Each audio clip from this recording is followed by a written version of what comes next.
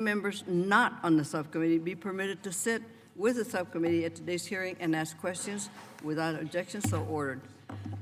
Today's hearing marks the next important step to the subcommittee in the development of New Water Resources Development Act, WRDA 2020. This committee has worked on a bipartisan basis to move a Water Resources Development Act every 2 years. We have been very successful in enacting 3 consecutive WRDAs since 2014 because of this bipartisan effort. Through the biennial enactment of WRDA legislation, this committee has addressed local, regional, national needs through authorization of new core projects, studies, policies that benefit every corner of the nation. I am committed to working with my ranking member, Mr. Westerman, and my committee colleagues in moving forth consecutive WRDA. And while I encourage all members to continue the discussions with the local water officials and the Corps on the potential project requests, we are working to release bipartisan guidelines for potential requests in the near future. Since the enactment of Water Resources Act of 2018, the Corps has completed and submitted 17 additional chiefs reports to Congress. These projects encompass flood risk management, hurricane and storm damage reduction, navigation, and ecosystem restoration. I would also state that Puerto Rico is also part of what we want to discuss. Today's subcommittee members have an opportunity to evaluate these reports as well as other project and study requests submitted by non-federal interests through 2019 annual report to Congress under Section 7001 of the Water Resources Development Act of 2014. The 2020 annual report is due to Congress in February and will also be a resource for potential projects and study requests for upcoming WRDA bills. Secretary James and Lieutenant General Todd Semonite, thank you very much for being with us today, as your input is critically important to the development of a new WRDA, and we look forward to working with both of you. However, I want to impress upon you the importance of timely delivery of the 2020 report, and I guess you're working on it now, which is required by law to be submitted to Congress next month. The WRDA has become a product of its own success. Our constituents demand and expect that we move forward in developing this legislation every Congress. They're very happy with it, and congratulations to both of you for doing so. It is why our subcommittee's agenda for the first part of this year will be driven by the development of WRDA 2020 bill. I want to thank the Corps in advance for their assistance and have great respect for the Corps as a whole. Thank you very much. I look forward to working with Ranking Member Westerman and thank him for all his and his staff for his continue to work on a bipartisan basis, and all my colleagues on a successful WRDA 2020. At this time, I'm pleased to yield to my colleague, Ranking Member of Subcommittee, Mr. Westerman, for any thoughts he may have. Thank you, Chairwoman Napolitano, and we too look forward to working towards a successful 2020 WRDA. We look forward to working with you and working for our country to do legislation that's vitally important to the infrastructure of our country. Good morning, Secretary James and General Semonite, and thank you for being here today. The Corps of Engineers constructs projects critical to the nation for the purpose of navigation, flood control, shoreline protection, hydroelectric power, recreation, environmental protection, restoration and enhancement, and fish and wildlife mitigation. Quite a task that you have. Today we're going to review 17 Army Corps of Engineers Chiefs reports that have been delivered to Congress since WRDA 2018 was signed into law in October of 2018. These reports are the result of a rigorous planning and review process. Each project was proposed by non-federal interest in cooperation and consultation with the Corps. All of these reports, while tailored to meet locally developed needs, have national, economic, and environmental benefits.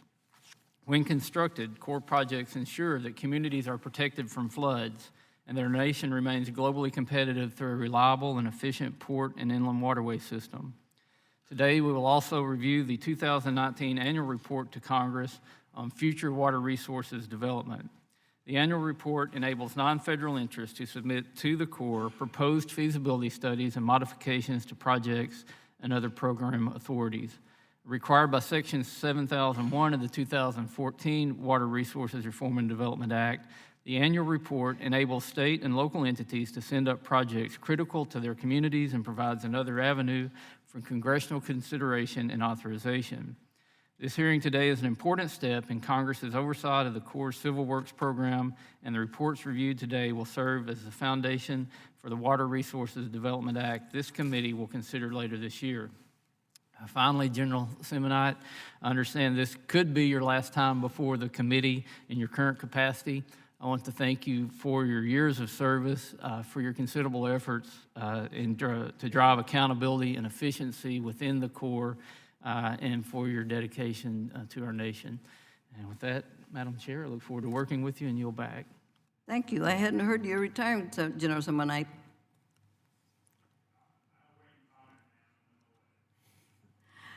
Fine, thank you. I ask unanimous consent that the following statements be made part of today's hearing record. A statement from the United Steelworkers Union supporting WRDA, and without objection, so ordered. I also ask unanimous consent to include in the record a summary prepared by the Corps of the 17 chiefs' reports and 9 directors' reports that have been transmitted to this committee and are awaiting congressional action through a new Water Resources Development Act, and without objection, so ordered. Now we will proceed to hear from our witnesses who will testify today. Thank you again for being here, and you're most welcome. And we have the Honorable Ricky Dale R.D. James, Assistant Secretary of the Army, Civil Works, Office of the Assistant Secretary of the Army, Secretary of the Army for Civil Works, and Lieutenant General Todd T. Simonite, Chief of Engineers and Commanding General, U.S. Army Corps of Engineers. Without objection, your prepared statements will be entered into the record, and all witnesses are asked to limit their remarks to 5 minutes. Secretary James, you may proceed. Good morning, Chairwoman Napolitano, Ranking Member Westerman, and members of this subcommittee. I'm honored to testify before your committee today at this hearing on proposals for a Water Resources Development Act of WRDA 2020. WRDA bills are so important, not only to what we try to do in the Corps of Engineers, but also how they affect the people that we all try to serve. And I thank you very much for promoting a WRDA 2020. Thank you. The U.S. Army Civil Works Program is the nation's largest water resources program. It is a program that has 3 main missions: flood and storm damage reduction, commercial navigation, and aquatic ecosystem restoration. The water resources infrastructure that the Corps has constructed has contributed toward the nation's economy, helped communities to reduce their flood risk, and supports commercial navigation, and has contributed to the restoration of significant aquatic ecosystems. I would like to provide some overarching comments as the committee is considering next steps on WRDA. WRDA provides an opportunity to improve how the nation invests in water resources, including actions to enable stronger partnerships with non-federal interests. The administration believes this can be achieved by focusing future authorizations of federal activities to those that are most warranted, while encouraging more non-federal leadership and removing barriers that can impede the ability of non-federal parties to move forward on their own with investments in water resource infrastructure they deem as priorities.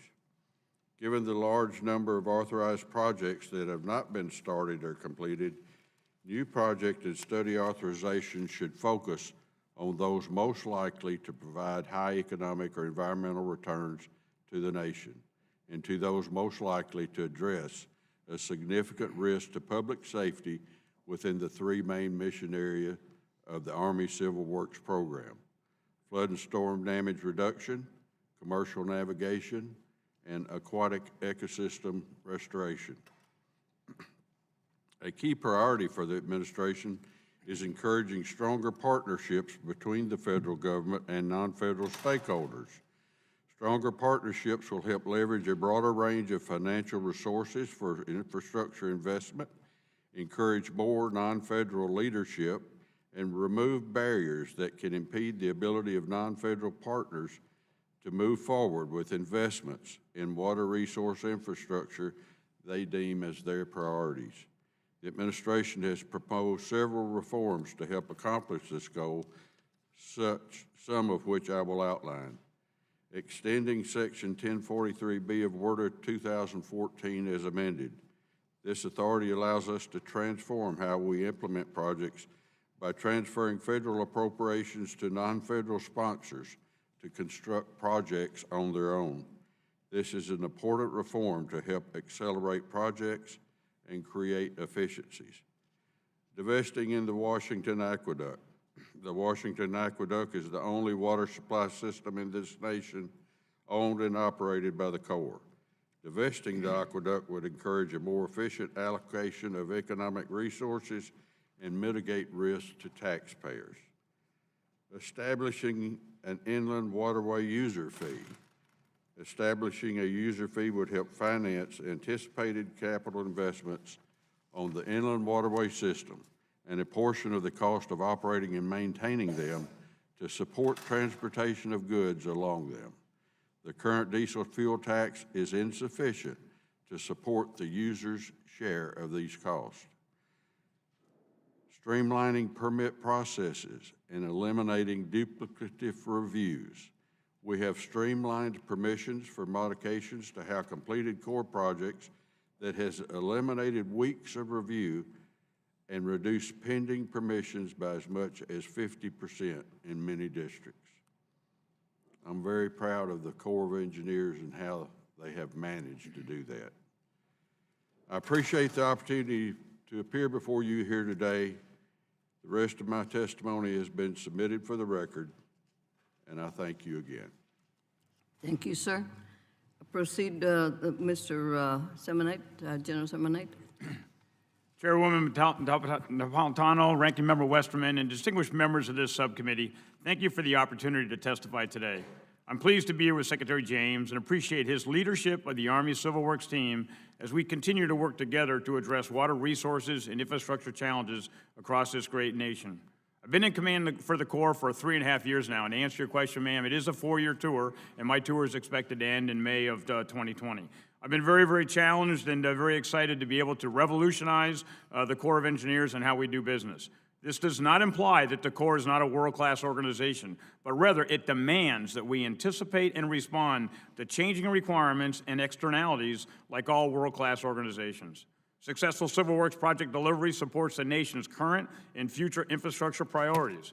The Corps' credibility is measured in our ability to deliver results that are on time, on budget, and of exceptional quality. To that end, the Corps has been taking bold action to improve performance to continue to engineer solutions for the nation's toughest challenges. We are able to do this because we have a world-class workforce of talented and dedicated professionals who are passionate about what we do. However, none of our work can be done alone. It is done with full participation and collaboration with many others like yourselves. We embrace the authorities provided by this committee to focus on current mission areas and to serve as a guide to implement the Civil Works program with a strategic vision, taking pioneering steps to remain relevant and ready for the challenges of tomorrow. Since the last Water Resource Development Act, I have signed 17 Chiefs reports representing over $9 billion worth of proposed investments in the nation's water resources. I've got a list here. I'm going to sign 20 more by the end of May 2020, and we're going to do another 15 by the end of December 2020. All of this represents the hard work accomplished in partnership with this committee to develop solutions to meet the nation's water resource needs. Our organization continues to grow by learning from our experiences, addressing significant challenges, including aging infrastructure, increased demands of our navigation systems, and shifting weather patterns, which result in more frequent and unfortunately devastating natural disasters. This committee continues to support these efforts by refocusing pertinent authorities and focusing flexibilities to allow the Corps to adapt and respond. While we certainly can't predict the next crisis, enabling the Corps to be positioned as ready, reliable, and responsive to routine demands provides the necessary bandwidth for increasing the unscheduled. For example, I applaud the bold steps that the committee has taken toward unlocking available resources to address the significant harbor maintenance requirements across the nation. while making available additional dollars in the Harbor Maintenance Trust Fund and enabling future predictability of resources, the Corps could implement a more strategic plan to maintain ports and waterways to full widths and depths, driving economic development and national prosperity. The flooding disasters which devastated the nation's heartland along the Missouri, Mississippi, and Ohio River basins this past year took a significant toll on many of your communities. Due to the magnitude of the precipitation events, we say the wettest year in the last 124 years that took place this spring, it's unlikely that even the most robust flood risk management infrastructure would have completely prevented significant damage. However, the ability of local communities to appropriately plan for more extreme weather events by rebuilding existing structures and enhancing resiliency is critically important, and the Corps stands ready to assist through authorities made available by the committee. To this point, the Corps appreciates the flexibility provided by the authorization of WIFIA, which can enable local investment in non-federal projects, enhancing resilience to flooding, as well as providing environmental and economic benefits through low-interest, long-term loans. In partnership with the EPA, the Corps has leveraged existing best practices to ensure efficient program development. We look forward to the continued advancement of the program through congressional support and look forward to the opportunity to begin issuing loans. I appreciate, value, and depend upon the support of the Congress, the administration, and all of our partners to succeed in our mission. I'm very proud of the work that the Corps accomplishes, but I'm equally aware that the organization can continue to improve. I have been and am committed to making institutional lasting changes to the Corps' delivery process in order to become a more efficient and effective organization. The Corps continues to work on policy and administrative reforms to improve delivery. Over the past 3 years, my general officers, my senior executives, and my senior leaders have looked internally at our organization, authorities, policies, regulations, and procedures in order to identify opportunities for increased efficiency and effectiveness. Actions like these are realized through modernizing the traditional delivery of the annual Civil Works program with innovative tools, streamlining internal processes, and exploring alternative financing approaches. The Corps continues to pursue the implementation of cutting-edge research and technology that could modernize operations and inform best management practices of our projects. Concepts like the forecast-informed reservoir operations utilize modern observation and prediction technology, which improves water management, could lead more lead time to selectively retain and release water from reservoirs based on long-term forecasts. Similarly, exploration of ways to combat or attenuate harmful algae blooms could enhance recreation opportunities, further enhance efforts to restore aquatic ecosystems, and provide ancillary benefits to public health. The Corps strives to be value-added, to deliver solutions to the nation's engineers. We cannot conduct these reforms in isolation. We need the help of OMB and Congress to unleash the power of the Corps by actions on our numerous work plan and budget recommendations. For more than 244 years, the Corps has adopted to meet the challenges of the day. Today is no exception. Our current efforts to revolutionize the Corps simply represent the next chapter in this remarkable journey. Thank you, Madam Chairwoman and members of the subcommittee. I look forward to answering any questions you may have. Thank you very much. Thank you to both our witnesses. We will now have questions for the witnesses. Again, we will use a timer for 5 minutes, questions for each member. If there are additional questions, we might have a second round if necessary. And beginning the questioning with Mr. James, in many parts of our country, we are experiencing more extreme weather events. The Midwest flooded last year, and in previous years, the West has been in extreme drought. How will the President's proposal to eliminate the consideration of climate change in infrastructure project development affect the Corps planning process? And there was a news article, Al Roker was showing, I don't know if anybody saw it, but the different catastrophes throughout the United States and the billions of dollars it's costing. So what do we do with that? Ma'am, we're still learning, I think, along with many other things that we have to engineer in our country. We do engineer our projects and try to protect people based on the science of what the climate is doing. As I say, we're still learning, and I think that's because the scientific community is still learning. I had a discussion with NOAA, I guess maybe a month ago now, and they were trying to explain to me how they're improving their scientific forecasts. They're analysis of climate change, and we use a lot of their data and expertise in what we do as far as the climate change and the scientific-based weather. Well, the President's proposal to eliminate the consideration of climate change, how will that affect the Corps' work? I'm sorry, ma'am. President proposal to eliminate the consideration of climate change in infrastructure project development, how will it affect the Corps' planning process? I'm not sure how to answer that because regardless, unless ordered not to do so, we will continue to follow the science and address and build the projects for this country the way we've been doing, and it's based on science. Thank you very much. General Semanite, the WERDA 2018 reauthorized the Corps Dam Safety Program, an important program for the nation and also to my district. How is the Corps ensuring the safety of its dam across the country? As you know, the Whittier Narrows Dam in my district is classified Dam Safety Action Classification 1, the highest. We're pleased to see the plus up for the Dam Safety 2020 and look forward to working with you on that.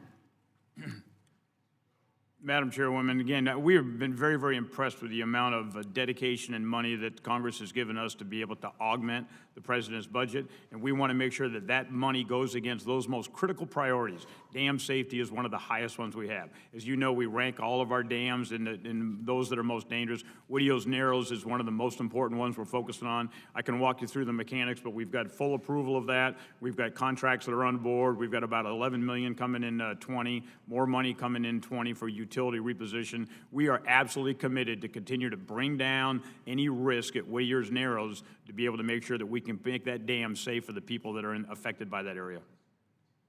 Thank you very much. General Semanite, we've received 17 chiefs reports since WERDA 2018.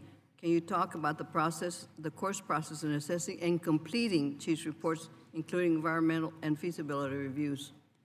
So chief's reports are very important. As you know, we used to have a very, very long process to go through this study phase to be able to culminate in a chief's report. And some of those went on. I know one that went on 17 years. We can't work like that as a nation. So we had a goal to be able to figure out how to streamline that. And we coined this 3-3-3, 3 years, $3 million. The bottom line is that we thought that should apply to most projects. There are going to be some that are going to be harder than that. So the Secretary and I have a very, very aggressive and basically a ruthless system. We ask all studies to be done within 3 years, but then we ask people to come back. If they really need a waiver for more money or more time, then we give it to them. We're very, very hard. They've got to come in front of almost like a murder board and prove to us they need more time. Right now, we are very aggressive on getting them done. The numbers I gave you, we're going to continue to stay on track, but it means that we've got to be willing to take 2 decimal points instead of 7 decimal points. We've got to be able to apply some degree of risk, not with life safety, but with process. And if you need 22 people to approve something, I bet you 3 or 4 could probably do it faster. That's our whole goal, is to streamline and give Congress the good enough solution so you can make an informed decision for things like WERDA without having to take so much time to come to the 100% perfect solution before we've even gone into planning and design. Thank you.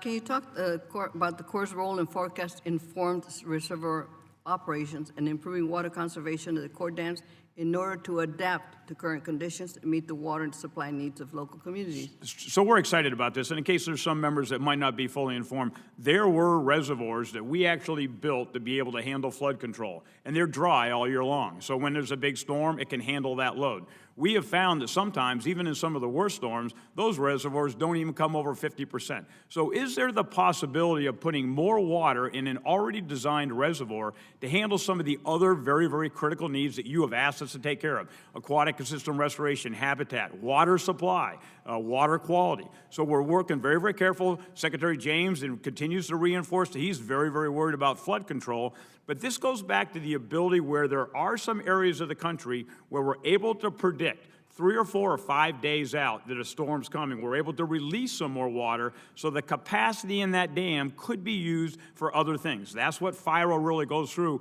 We're still working our way through, but we see some great areas like in California where we see merit of using an already existing structure to be able to provide more water for this country. Thank you, sir. Mr. Westerman, you recognize. Thank you, Madam Chair, and again, thank you, Secretary James and General Simonot, for your testimony. I know that working in conjunction with the administration's initiative that the Corps has implemented, the Revolutionize the USAC Civil Works Initiative, hopefully to save taxpayer dollars and complete projects sooner. Secretary, can you tell us how the Corps is working to further enhance this initiative and maybe what kind of real-time dollars have been saved and do you anticipate seeing saved under this initiative? I don't think we have analyzed the real-time dollars as yet, but as General Simonite just alluded to, he and I both are working very hard to streamline the Corps processes. You know, over time, when you go from the 1950s to the 2020, say, and laws and rules and regulations are put on these people that actually do the work in the Corps.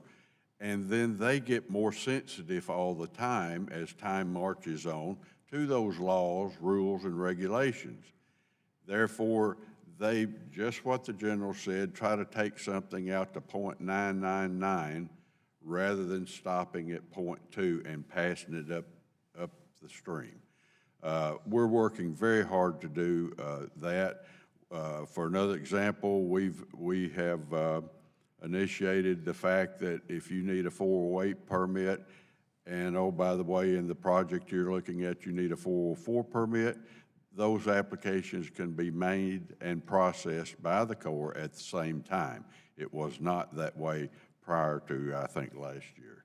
And there are many, many other technical aspects of what we do that we're trying to streamline and revolutionize. General, would you like to add anything to that? Sir, I think the way to really sum this up, this is not about necessarily making some minor changes to law and policy and procedures. This is about building a culture of aggressive delivery, of understanding where Congress wants us to go, and then how do we try to meet that intent and get it done faster. We don't actually have dollar savings. What we're trying to do is to find out, of the dollars you give us, how can we spend those dollars better? And we're actually able to roll those savings back into other programs. And it's not just Civil Works. It's how do we hire people? How do we cut contracting? How do we make our legal systems go faster? How do we do better across the board? So it's got to be a culture of delivery across the entire Corps. And what more can we do to help you improve that project delivery? So General Spellman sitting behind me has a list over 100 different things where we want some degree of, we want to work with you to say, if you untie my hands a couple areas here, WIFIA might be a great example. I could do so much more to be able to deliver. So we continue to share with the staffers on the committees those initiatives. We're working with OMB, we're working with the administration. But sometimes if you take some of the harnesses off, you'll find that organizations will run better. So, General, you talked about the historic flooding that happened last year. It happened also along the Arkansas River in my district and in my state. We had considerable damage there, and there's still gaps in levees, some uncertainty with farmers on how they're going to proceed forward with planting this spring. Not something that's not uncommon to other parts of the country. I mean, when you look at flood control, it's an issue of how do you get the water back out to the Gulf when you're talking about the Mississippi River system, which is obviously our largest river system in the country. I know right now the level on the Mississippi River is higher than it was at this point last year. I talked about what happened in Arkansas, but I know in Mississippi they had hundreds of thousands of acres that flooded, not because the Mississippi River was too high for the tributaries to drain into it. And I know there's projects that are being looked at on how to put more levees in and more pumping stations. But at the end of the day, how do you get more water through that channel and back out to the Gulf? And we had a hearing on natural infrastructure. We saw huge amounts of water diverted through Lake Pontchartrain last year. Are there any long-term visions or plans on how we increase the size of the floodplain and give that water more opportunity to get back into the Gulf? So, sir, it really is a systems approach. There are people that want to be able to raise a levee on the left side of the river, the right side, and take a very, very tactical approach. Most of what we're talking about and what we've learned in the last couple of years is it really is this watershed approach. It goes all the way to, how do you monitor the snowpack way ahead of it? How do we make sure we understand the capacity? How do we build that capacity in? And then how do you let the river have a little bit of room to grow? What's the right way of doing that? But it's always got to be life safety's number one. I think in these last couple of storms, there's been some confusion that the Corps tries to balance across all the variables in the river. We have different authorities you've given us, and you don't necessarily prioritize those authorities, but what we always want to do is be able to make sure we're taking care of humans and quality of life and making sure we're keeping people alive. So how do you do that and continue to try to find systemic ways of being able to accommodate some of these very, very large storms we've seen in the last couple of years? I yield back, Madam Chair. Thank you. The chair now recognizes Chairman DeFazio. Thanks, Madam Chair. Appreciate your leadership on this issue. General, as I understand, unfortunately, I couldn't be here for your opening remarks, but you did mention the attempts to unlock the Harbor Maintenance Trust Fund in a salutary way. I appreciate that, and I've been working on it since, where is he? Bud Schuster was chair of the committee right there. 23 years ago, we started working on that, and we finally got it through the House. We're hoping on the Senate. So, but absent that, Congress did come close to spending and fully allocating the income for the coming year. And so there was an increase of $665 million over and above the president's budget for the Corps. Yet the president did not propose, in my state, any funding for repairs of the North Jetty at Coos Bay, Oregon, which was scheduled for 2020. I understand now you're working on, the work plan for 2020. How will Coos Bay figure into that? Can you tell me? So, sir, actually, because of the timing of when we got the actual appropriations, my guys took a couple days off over Christmas, but I worked them over New Year's. And in the last 2 or 3 days, I got a briefing yesterday on the construction account and the investigations account. I got 50 guys back at the office right now that are doing the O&M account. I'll know more on O&M by when I get back tonight. I've got to submit it to Mr. James by tomorrow night. So all of these requirements out there, there's a lot of very, very valid requirements. They'll compete well. And I've got to admit to everybody here, regardless of what we got in the president's budget, Congress went above and beyond $2.6 billion to be able to pay some of this risk down. And that allows us in the work plan, with some of the rules that we don't normally have in the normal process, to allocate those work plan dollars along these very, very critical projects that need to be done. So we will know much, much more. Some are going to compete very well. On some of them, they might not be able to get within that $2.6 billion, but if there's a work plan next year, we will continue to be able to champion those throughout. I don't know the details, but if you want, we can certainly, after Mr. James approves it and then it gets through the system, we'll come and give you a briefing on where that one is. I appreciate that. We are losing about 20 feet a year. The harbor entrance is becoming less and less tenable. And ultimately, the jetty's going to go to total failure, which would be a much more expensive project, as you know, rather than going in and repairing it now. There's another issue. I have to be a little parochial here. The Willamette River Basin Review Reallocation Study, and we just got the chief's report. The problem is that the chief's report omits recommendations from the district engineer regarding endangered fish species in the Willamette Basin. And there had been a very extensive consultation between the Portland District, National Marine Fisheries, stakeholder groups, and they had come to an agreement on how to go forward with this. And absent some recognition in the chief's report, we're looking at litigation yet again, and I hate to get down that path. So I'm hoping that your office will work with mine and other interested members of the Oregon delegation and the stakeholders and the Portland District to amend that chief's report, because I'm not going to include it in Word as it is. And sir, we certainly want to try to work through all these issues. What you'll find, and some of you are going to ask me questions about this day, is that everybody comes to the table with their absolute must-haves. These are all of our red lines we got to do. And there is no engineering solution that can necessarily solve those. So then what happens is we say, we'll continue to study it. And they drag on and on and on. So at some point, we've got to find what is the best optimal solution we can do to try to get to where everybody gets a B-plus solution. We're working with NIMS very closely on this one to try to resolve it. We're aware of that challenge. I'd like to think we can work through it, and we'll certainly work with your office to try to get there. That'd be great. My time's about to expire, and I don't want to belabor things, but you know, I would also, and then I had discussed with you previously the Pebble Mine and my concerns that you know, the EIS was found by the Trump administration, you know, agencies to be totally lacking in terms of an environmental impact statement. So I'm hoping that, and I understand that there's been some delay and there's some reconsideration and consultation going on.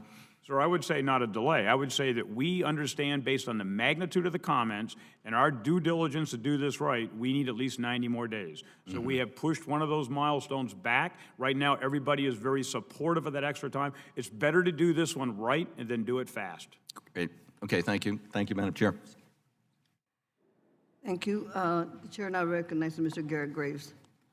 Thank you, Madam Chair. I appreciate it. Mr. Secretary General, thank you very much for being here today. You do have a tough mission, and the subcommittee chair noted that all these disaster costs that are occurring, you're basically the offense. You're the proactive entity to get out there and to prevent these things from happening. You've got a $100 billion backlog. While Congress has provided record funding in recent years for the Corps of Engineers, we're still not on a trajectory to truly solve these problems. And we want to continue working with you to do just that. I've been one of probably the most vocal critics of the Corps of Engineers over the last several years, certainly up there in the top 5. But I want to tell you, General, you and I have had some very candid conversations. Mr. Secretary, you and I have as well. Over the past couple of years, I have seen a clear change, and I want to thank you for that. We have a long way to go, but we've seen much more of figuring out how to get to yes as opposed to the default no. And I can't overemphasize. We have a long way to go, but thank you for your work. And General, I wish you the best of luck. In regard to some of the challenges we have before us, we have some QFRs we've been waiting on from the Corps from a hearing dating back to, I think, June or July that we haven't received. It's tough for us to do our job and to be able to prepare a WRDA 2020 without that information. I understand there's been some back and forth with OMB, but I want to re-urge that information get to us so we can make informed decisions moving forward. Also, in regard to implementation of WRDA 18, there are a number of provisions that haven't been implemented or have been implemented in a questionable way. One of them I want to flag has to do with LERDs, your land acquisition policies. We did make a change in WRDA 2018 to land acquisitions that would, section 1115. And what the Corps of Engineers did in your implementation guidance is you basically reaffirmed your 1998 guidance. We changed the law. We changed the law. I don't know how you reaffirm a 1998 guidance when we change the law. What we did is going to make it less contentious. It's going to save money, more cooperation with landowners, and allow these projects to move forward, again, cheaper and faster. And I urge you to please take a fresh look at that and get it resolved as quickly as possible if you could. I'm sorry. Yes, sir. I commit to you that. When you brought that up to me, I was unaware that we had done this on the guidance, and I'm going to get with the chief and the Corps and see where we are and where we should be. Great, thank you. Basically, what we did, General, is we said that you don't have to do fee title for all property. You're allowed to have the lowest form of acquisition. If it's an easement, a construction easement, a temporary easement, whatever it is, you get better cooperation with landowners. You save money on project cost, and I'd appreciate you all taking a fresh look at that. And sir, we're all in support of that. And back to your question on QFers, bottom line is I tell my guys, you got 14 days. to get it up to Mr. James. And sometimes we miss that. I think the longest one we had in July was 17 days. We've got to find a different way of solving that problem, because somehow you're asking good questions, we're answering them, and we're having a problem getting you the answers. Thank you, and happy to work with you to find a better way of doing it. Another important priority in section 1111 of WRDA 18, we did a pilot program allowing you to do long-term dredging contracts. Title I of the Omnibus Appropriations Bill, which recently became law in December, effectively implements and funds that program through the Regional Dredge Demonstration Program, provides substantial funding. It's the same concept. How do we take advantage of economies of scale, of doing perhaps construction and O&M work at the same time? You have dredges there, perhaps combining channels if you have channels that are adjacent to one another, instead of continuing to pay these very high mob and demob costs for the limited dredge capacity we have around the country. I would like a commitment from you all. Mississippi River, it has authorized deepening. We've had trouble with draft restrictions on the river multiple years recently. I would appreciate a commitment from both of you that you would take a look at the Mississippi River's eligibility from that program. The river does provide maritime commerce for 31 states. Sir, from what I can tell, the Mississippi River is eligible. The program that makes one deep draft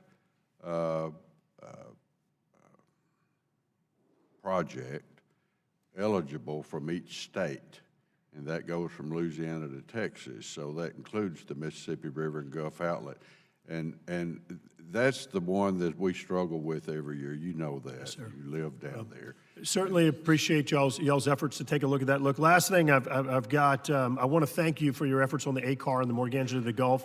I think it's an innovative approach. It's the way we're going to get these projects built and done in a more efficient manner. So I want to thank you for your efforts there, and looking forward to continuing to work with you. Chief's reports have been submitted on Baptiste Colette, Home and Navigation Canal. I ask that you please expedite those. And lastly, there's a 203 that it should be coming back to you on Port Fourchon deepening, and just want to put it on your radar as well. So thank you all very much. We're definitely tracking that 203, sir. Great. Thank you. Thank you very much, Mr. Graves. Chair recognizes Mercus L. Powell. Thank you, Madam Chair. Thank you, Assistant Secretary James, for being here this morning. As you know, I represent one of the most beautiful districts in the country, parts of Miami-Dade County and the Florida Keys.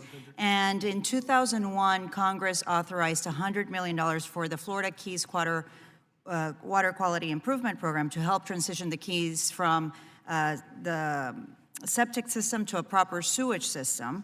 And this transition has been critical for the public health of our community, to protect our environment, for our economy, and the health of our delicate and essential natural environment, including the Florida Keys National Marine Sanctuary, is home to the third largest barrier reef in the world, and also the only living coral reef in the continental United States. Over the past 18 years, the Corps has paid out $61 million for the project, and the Keys are still waiting for $39 million to be paid out. Right before the holiday break, I worked with my colleagues on both sides of the aisle, and we sent you a letter. I don't know if you've had a chance to review it, really asking for the increased funding in your fiscal year 2020 work plan to include the funding for this essential program. The bill that Congress passed and was signed into law last month included $20 million increase over the previous year's funding. That's a 25% increase, and I'm very proud of that because I worked very closely with the Appropriations Committee pushing for that increase. I don't really have a question right now as it relates to this. I just want to reiterate how important and critical it is for us to receive that funding, and if we can get that $30 million expedited. It's been 19 years, and the Florida Keys has really been a leader in showing the Army Corps that they have completed the project in the timeline that was provided to them and submitted all the reports. Thank you, ma'am. I am familiar with that situation down there in South Florida. We will be watching for that in the work plan and make sure that it competes with the other projects that we have to look at. This is not a new one, so we'll be looking at it. Yeah, it's been 19 years, and I I'm excited to hear Lieutenant Semonite and how he wants to speed up the process in providing the funding for these projects. So I just urge that you keep that in mind in the 2020 work plan. I also wanted to highlight another initiative within the South Florida delegation, which is to use the supplemental appropriations funds to reevaluate the Central and the South Florida flood control project to take account the sea level rise that we're facing, more intense rainfall events and increasing populations. As you know, this was approved 70 years ago, taking into account only 2 million residents at the time. Now we're looking somewhere between 11 and 15 million residents. So we really need to take a look in what was appropriated back in that time, the project that was approved. And I also sent you a letter in November, which you have also been receiving communications from some of my other Florida colleagues. So do you know where we're at in those deliberations at this moment? Secretary James? No, ma'am, I do not. I do not Has know there at been this any moment. discussion in reevaluating the flood control program? It has for not come to me, no, ma'am, but South Florida? it's probably very definitely over in the Corps. I'll give and you a copy of the letter. Maybe we can have a meeting and follow up on that. This is critical for us. That'd be great. I'm open to that, and it's your call. Ma'am, let me go better than that. We'll have somebody in your office either tomorrow or next week Thank to you. find out exactly. I have not seen that particular letter, and there's a lot of projects I'm prepared to talk about today, but I'm not necessarily aware of where we're at on that. So we owe you a better answer to follow up. Yes, thank you. Now, and I'll give you a copy of this letter. This was sent back in November of 2019. Finally, I just want to get your opinion on the new start requirements for construction of core projects that are already authorized. As you know, the Central Everglades Planning Project was designed to be a comprehensive set of complementary projects that would restore the Everglades. Unfortunately, due to the new start requirement, we need separate new appropriations for each individual project for the program to start. And I wanted to ask you if you can just explain a little bit to us what effects this requirement has on the progression of Everglades restoration, both in terms of the timeline and additional costs that this would impact for the project. Ma'am, it has the same effect on the Everglades as it has on all the other authorized projects in this country, trying to get funding appropriated to be built. How it affects the Everglades, it makes the Everglades compete for construction with all the other construction projects in this country. And there's historically, recently, only one. So yes, it affects it. Basically, that new start is an administration call, and we have to respond to the New Start program. I think it's something that needs to be studied and looked into, and maybe we can discuss it when we have our meeting with the Army Corps in my office. Thank you so much. Thank you, ma'am. Mr. Babin, you're recognized. Yes, ma'am. Thank you, Madam Chair, and Ranking Member as well for convening this important meeting and hearing. I'd like to thank our witnesses as well for testifying for your leadership during and after Hurricane Harvey in our district in southeast Texas. I commend you for the numerous trips made in my congressional district to ensure recovery remains on schedule and that people living in the greater Houston and coastal region have the necessary level of protection from catastrophic natural disasters. Unfortunately, we were hit again by Tropical Storm Imelda this past September. My district is home to several critical civil works projects of great economic benefit to the country. Number one, a project to widen and deepen the Houston Ship Channel, currently undergoing review by the Corps. Number two, a federally funded project to deepen and widen Cedar Bayou Navigation Channel in Baytown, Texas. And number three, a federally funded project to deepen and widen the Sabine-Neches Waterway in Beaumont and Port Arthur. As you know, the Houston Ship Channel in my district is the busiest deep water, deep draft waterway in the nation and supports the Port of Houston. which is the country's #1 export region and the epicenter of our national energy security, where a majority of U.S. gasoline and aviation fuels is produced. This activity sustains millions of U.S. jobs and generates billions in economic impact and tax revenues each year.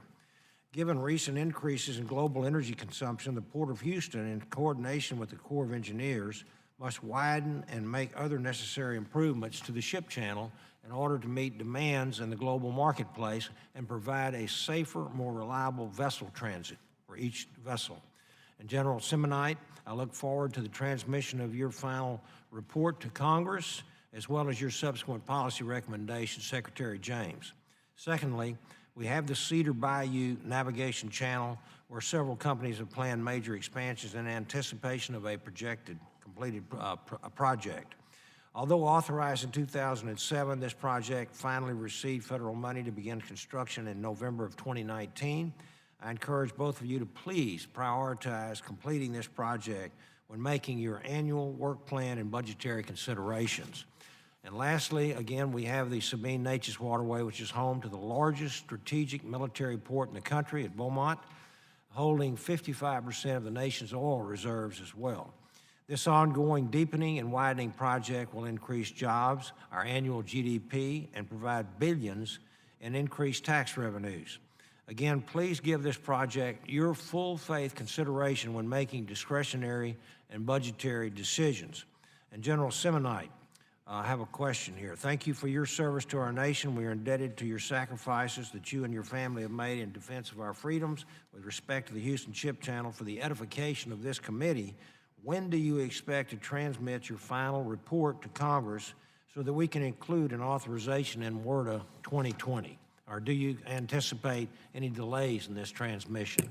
So, Congressman, I'm going to hit all these in 1 minute. Bottom line is on Houston Ship, the goal is to sign it in April. We're seeing that we can push these to about at least a month earlier. We know exactly when your cutoff is, and right now officially it's the end of May. But we have had times when in June, July, and August, I have signed chiefs reports and sent them over, and we've done them in conference. That's harder, but we expect to have this to Mr. James, and I expect a rapid turnaround, so that should be here by the end of May. And that's on track. We don't see any big problems. Excellent. Sabine Pass is going very well. You know that we signed the PPA on District 7. We're still working with the other non-federal sponsors. That's a green. I label all my projects by red, green, amber. We think that's postured by success. We just got to continue to work through the other two phases of that. And then the last one is Cedar Bayou. Again, we think that that's postured well. You got new construction start funding in 19. I think it will continue to compete very well. We're tracking all three of those projects.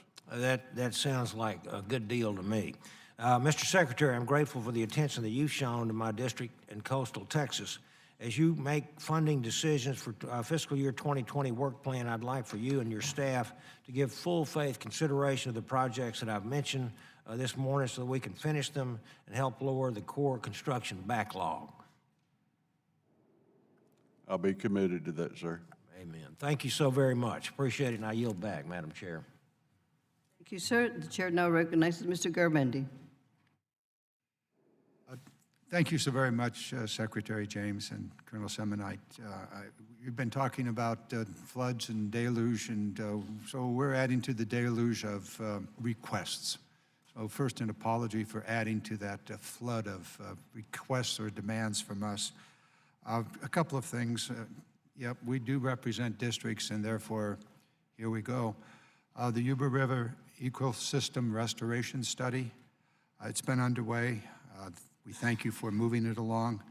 The delay of the feasibility study, the completion of the timelines. Anyway, put it on your agenda along with the other demands that we're placing on you today.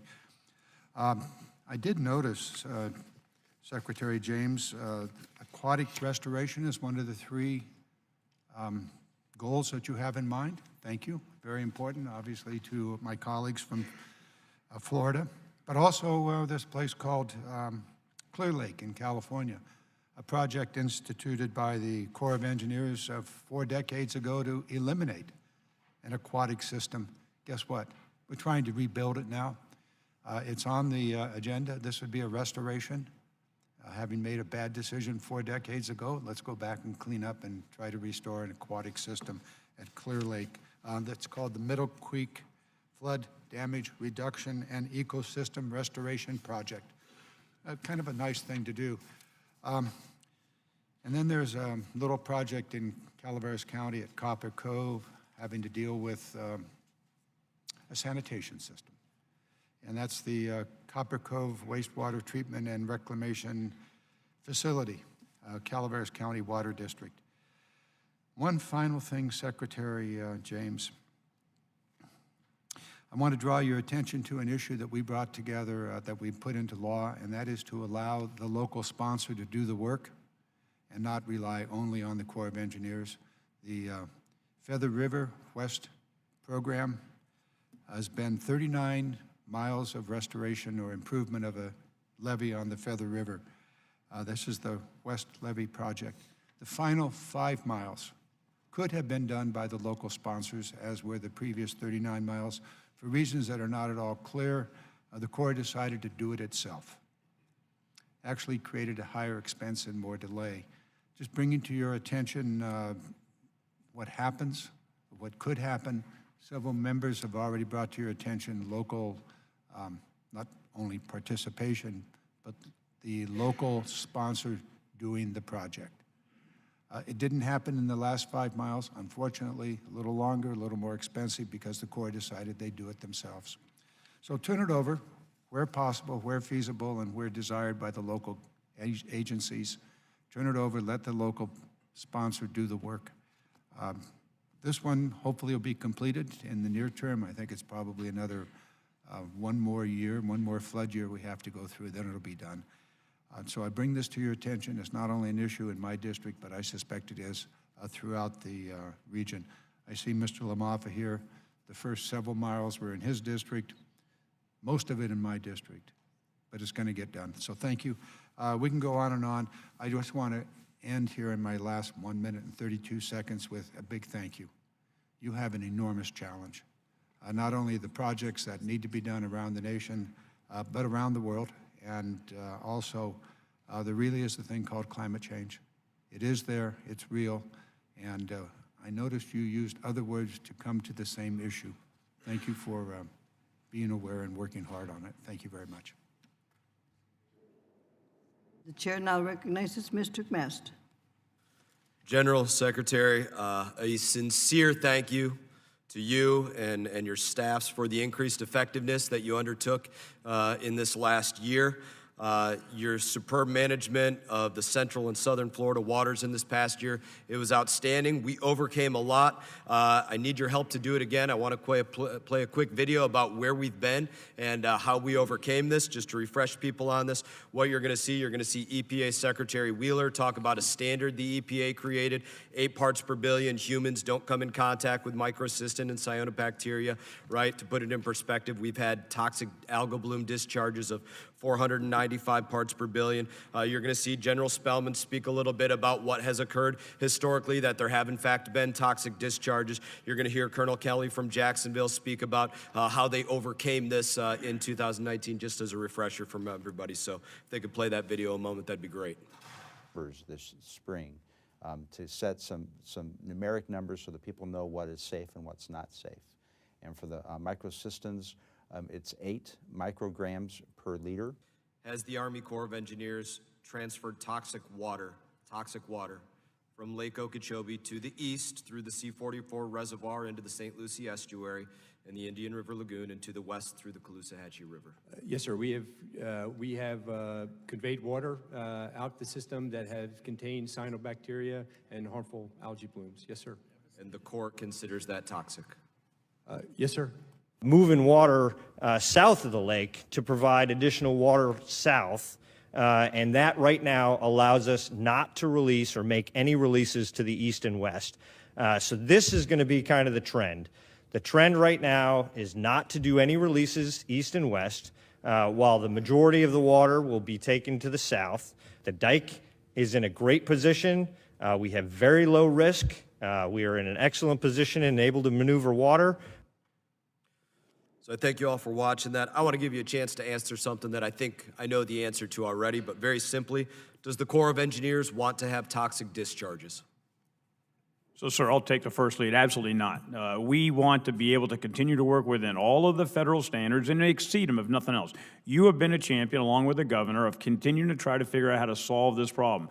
And I'm afraid, and this is where the whole issue of revolutionize, we can't sit behind our paperwork and say, hey, we know how to do it. We've been doing it for 50 years. So this whole idea of what is the schedule? It used to be Lohr's. Now we're looking at redoing it. What is the right balance of trying to keep enough water in the lake for recreation or for habitat, while at the same time making sure we don't have these kind of, discharges out there? We've seen great success last year, going down certainly to 12, into the point where you were mentioning 10.5. We're going to continue to look at that, but we're taking on this study to try to figure out, instead of us trying to wing it year by year, what's the long-term approach, not just for when there's a lot of water, but when there's drought. So we're committed to doing the right thing here. You guys killed it last year. I couldn't give enough accolades about what you did.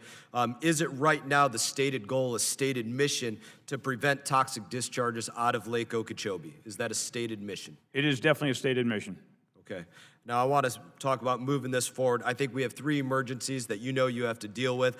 There can be an emergency for the integrity of the Herbert Hoover Dike, right? Dike safety. That occurs because of too high of water on the lake. There can be an emergency because of toxic water discharge out to epicenters of population, poisoning those populations and people that are out in those waters. That also occurs because of too high of water. And there can be an emergency because there's not enough water supply. I acknowledge those are very, very difficult to balance. Now, in this last year, when you did it so successfully, were there any examples of any populations, anybody not getting this water supply that they needed? There was not, but you know that we got very, very close when we went down low. And we started to see a lot of pushback, mainly on some of the Native Americans and some of the recreation on the actual inside the lake. And if you've seen the graph, and I've got it, I'll give you a copy afterward, but we then started pulling that line back up off of the minimum releases, so we brought it up a little bit, another couple of feet higher. Where's that balance point? And there's no science, but it's going to be, how do we do adaptive management to continue to flex based on what Mother Nature's doing? So we got to find that line, General. I want to have your help in working on this as we move into this year. 12 foot, the stated goal for this year, it's too high. If we would have been at 12 foot last year, moving into hurricane season, we would have had those toxic discharges. Your dike would have been at serious risk of failing with a Category 5 hurricane headed our way. I would love to have your assistance in working back towards 11 feet where everybody got their water. We didn't have toxic discharges. The dike wasn't put at risk, and everything was able to be accomplished. I want your help in working towards this as we move into 2020 here. Sir, this is one of our biggest priorities, to find the right place to do it. I'm not committed to a number, but I'm telling you, it's definitely a lot more like what we did last year than what it was several years ago. Let's get to work. I yield back. Thank you, Mr. Mast. The chair now recognizes Mr. Lowenthal. Thank you. First, I'm pleased that we're beginning our work on the 2020 in one of the most critical things that we do, and that's our Water Resources Development Act, that we're beginning this. Word is essential in my district, from the harbors of San Pedro Bay to flood protection in Orange County and ecosystem restoration along my coast, which is all being undertaken now. And I'm glad for the Army Corps' diligent work on project studies like the channel improvements in the Port of Long Beach, which is in my district, and critical flood protection in Westminster and East Garden Grove, which impacts both my district and Congressman Ruda's. And I hope that we're going to be able to authorize these projects in WRDA 2020. But I'd like to turn a little bit to Secretary James to some of the policy issues rather than the specific projects. In July, Major General Spellman spoke with us about the Corps' efforts to update its evaluations of natural and nature-based infrastructure. And the Corps previously stated that it's going to issue new guidance to incorporate non-monetarized benefits by the end of 2019. As far as I know, this guidance has not yet been published. So I have a two-part question. The first part is, when can we expect the Corps to issue the guidance on accounting for social and environmental benefits of nature-based infrastructure? Second part is, at a November 19th hearing of the Subcommittee on Water Resources and Environment, a representative from the National Wildlife Federation the NWF, stated that the Corps has not consulted with that organization to help develop this guidance. So my question, the second part is, what non-governmental stakeholder organizations has the Corps consulted with on this guidance? And what was the nature of that consultation? Yes, sir, you directed that to me as a. Yes, I did. As a policy guidance. And where is the status of the guidance now? And I have no idea. I will be happy to get with the Corps and get you an answer by the first of the week on your questions. And don't take it as that jump back because I said I don't know and because I said of the policy guidance. That's often the case. The Corps helps develop that guidance. It comes to our office at the Civil Works office, and my team works it, and then we issue the guidance. And I have not received that guidance. I'm just saying that this follows up. We've already discussed that guidance. It's critically important for us as we look at restoration, how we're going to really evaluate. And I think the Corps has really stepped up and said they're going to look at that. How are we going to evaluate and give them a fair chance to compete? Yes, sir. Yes, sir. I understood. Thank you. And I yield back. Thank you. The chair now recognizes Mr. Massey. Thank you, Madam Chair. My question is for Mr. James or Lieutenant General Simonite. We have 280 miles of the Ohio River in my congressional district, 3 locks and dams, and very much appreciate the maintenance that's going to take place in the next year. All we need to know is when it's going to happen so that we can plan around it. Lots of freight from all over the country going down, up and down through those locks and dams. When can we expect a work plan for the Ohio River and Great Lakes Division that will let us plan around those maintenance features? Well, sir, we're working in my office at this time on the work plan. The appropriations from the Congress. And I can't answer your question yet as to when those locks and dams will be addressed. I can give you my general answer. General is fine. I didn't mean to be too parochial. I just wanted to explain my particular interest. No, sir, I understand, and I don't blame you for that. I've got you. But my general answer is I wish we were repairing every lock and dam in this country starting this year. But the fact of the matter is that we're not funded to the levels to do that. And I've even become concerned that some of the locks and dams that have been historically for agricultural exports down both the Mississippi and the Ohio River systems are being severely overlooked because they're just agriculture. And but as far as yours, we will be looking at those in the work plan, I'm sure. Okay.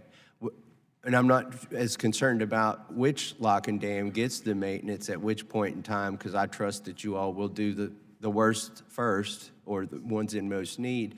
I'm just looking for the timeline for when that maintenance will happen so we can plan the freight for those delays. Lieutenant General.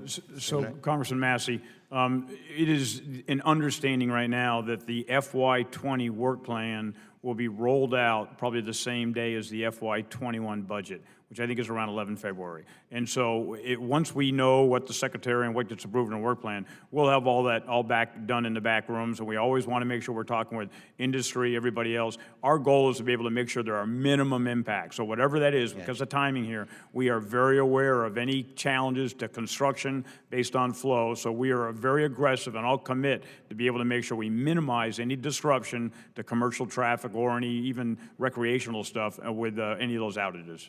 Appreciate your answers very much. I'm going to yield back the balance of my time. Thank you. I recognize now my good friend, Representative Carvajal from the great state of California. Thank you, Chairwoman. Mercarcel Pau, Secretary James and Lieutenant Generals Semonite, thank you for the incredible work that you do and the Army Corps performs throughout our nation.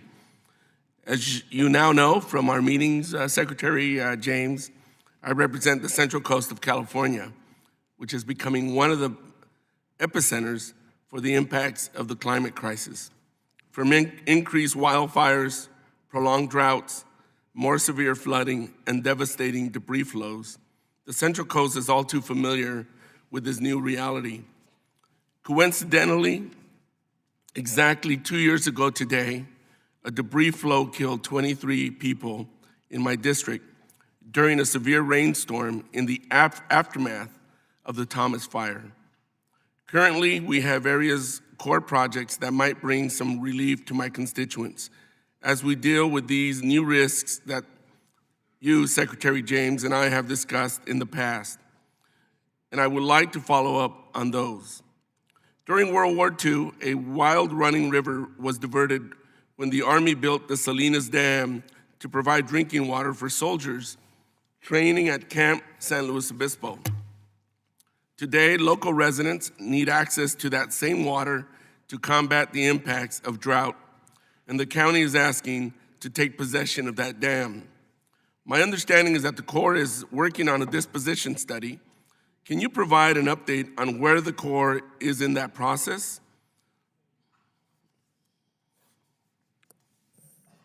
No, sir, I can't, but the chief may be able to. Congressman, we come prepared to talk about 200 to 250 projects. That's one of them I'm not smarting on today, so we will find out and get you an answer. I'll either have the district commander report to your office, and we'll run this to ground and find out what's going on. And if there's a good reason to be able to have access, we certainly don't see any reason why we couldn't be able to support that. Thank you. Well, secondly, the Lower Mission Creek Flood Control Project began as a partnership between the County of Santa Barbara and the Corps in the 1960s. While I am glad to see the Corps is working with the county on a post-reauthorization change report to account for the post-fire hazards, increased property valuations, and construction already completed by the county, I am concerned that the Corps is not accounting for environmental benefits. Is the Corps looking at updating its guidance on how they calculate benefit cost ratios, BCRs, to consider environmental benefits? You're probably correct on that, on the BCR ratio. We're not including environmental benefits, or if I find I'm wrong in that statement, I'd be surprised. The thing about the BCR is that in a lot of areas, not only the environmental benefits, but we're not capturing other benefits that should be captured, particularly in rural areas of this country, like regional benefits. So I'll yield to the chief here and see what he says about those benefits, what you're speaking. But that's something that I'd like to discuss with the committee at a later time in general. So, sir, the Secretary and I both feel very, very strongly that we talk about revolutionizing stuff. I do think that there are some smart things we can do with benefit cost ratio, both how we calculate that, how that is configured through the budgeting process, and we have made some recommendations to those effects to try to be able to accommodate some of those other things that are out there. A good example, the one you're talking about, Lower Mission Creek, benefit cost ratio is 0.33. The way that that is designed, we will have a hard time ever getting that through. And to be honest with you, that's a project that could very easily be deauthorized only because it's been several years before we've been able to do money. So we got to come back in and try to figure out how can we reformulate it. We're looking at what's called a general reevaluation report right now on Lower Mission Creek. But if we can't somehow change the rules to BCR, there are going to be projects like Lower Mission Creek that will have a hard time ever getting through the authorization stage. Well, I'm looking for that new report that's going to take into consideration new criteria that I think would allow for that BCR to come up in weight. Secretary James, I also want to bring to your attention additional needs at the Morro Bay Harbor Express. I shared a copy of that letter with you again today that I sent you last week. They're requesting additional support of $250,000 for the fiscal year 2020 work plan. that would augment the millions of dollars that they've already received for their dredging effort. What is the timeline expected to finalize that work plan? The work plan will probably be finished at about the same time the fiscal year 21 budget, and that would be within the next month to 5 weeks, so not very long. Thank you very much. Madam Chair, I yield back. Thank you. I now yield to Mr. LaMalfa from the state of California. 5 minutes. Thank you, Madam Chairman. And gentlemen, thank you for appearing here today and for your previous help on issues that we've worked on together. Thank you for that. So I'll get right into it here. A couple things, a really important one in Northern California. We've had issues again out of the Sacramento Division under the Clean Water Act, which provides clear exemptions for agricultural activity.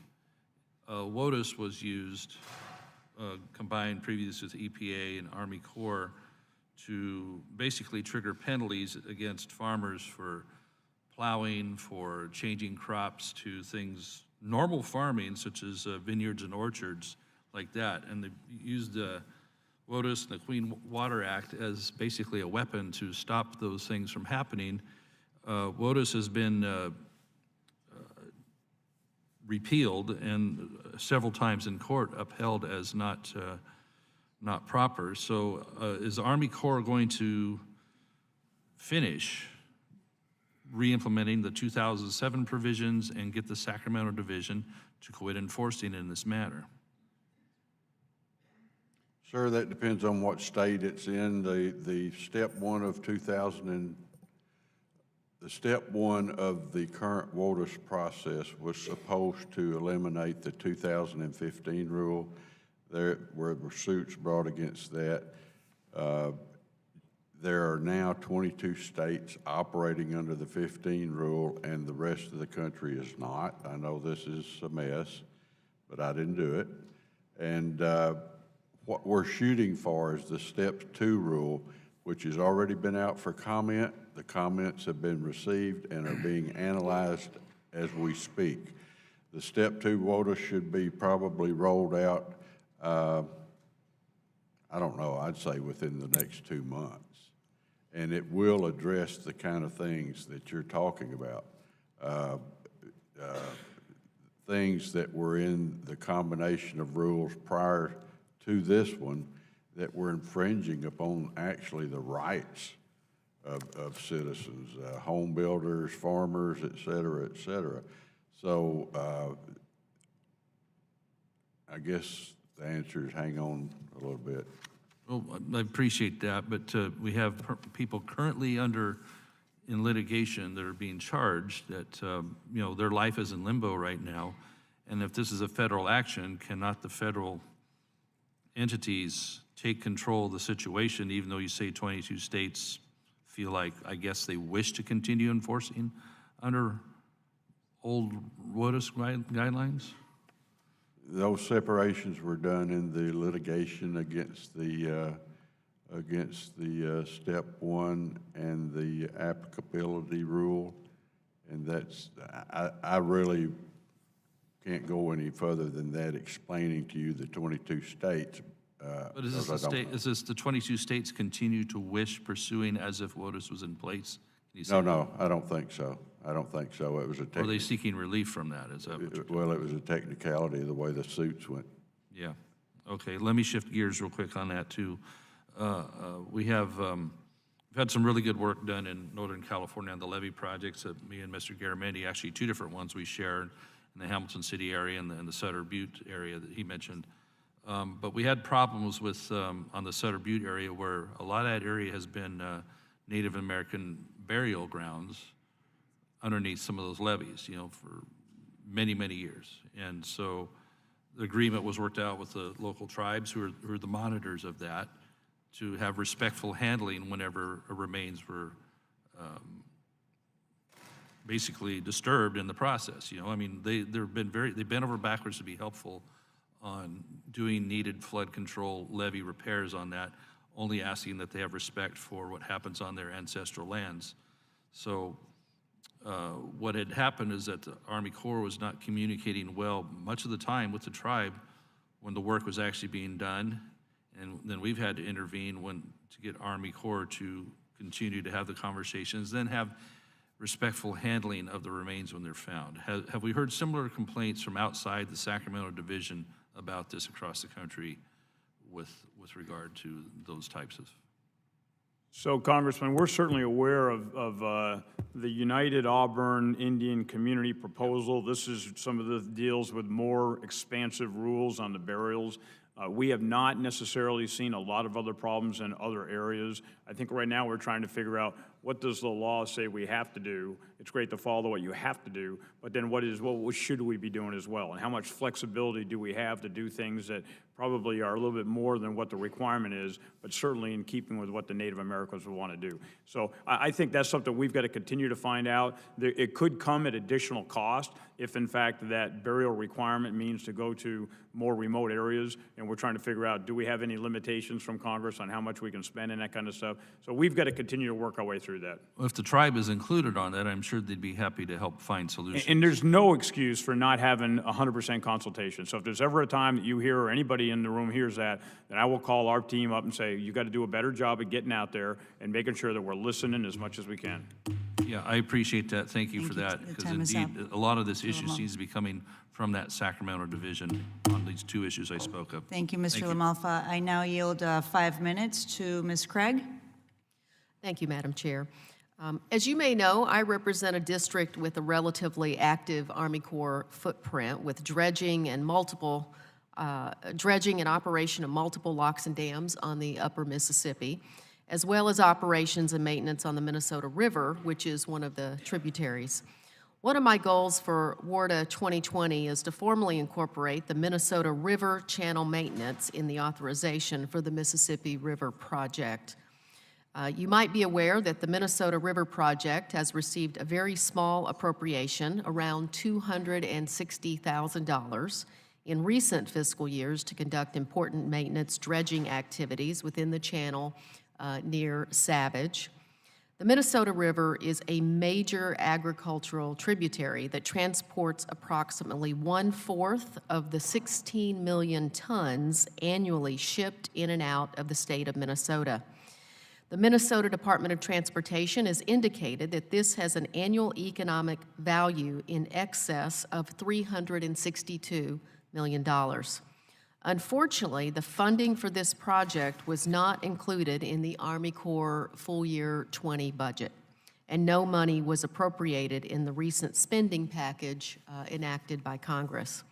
So my question is, with the importance of this tributary in mind, I was hoping one of you could help me better understand why this project, with a clear return on investment, was cut from the budget. No, ma'am, sadly, I can't tell you why it wasn't, other than the other priorities that were in the budget.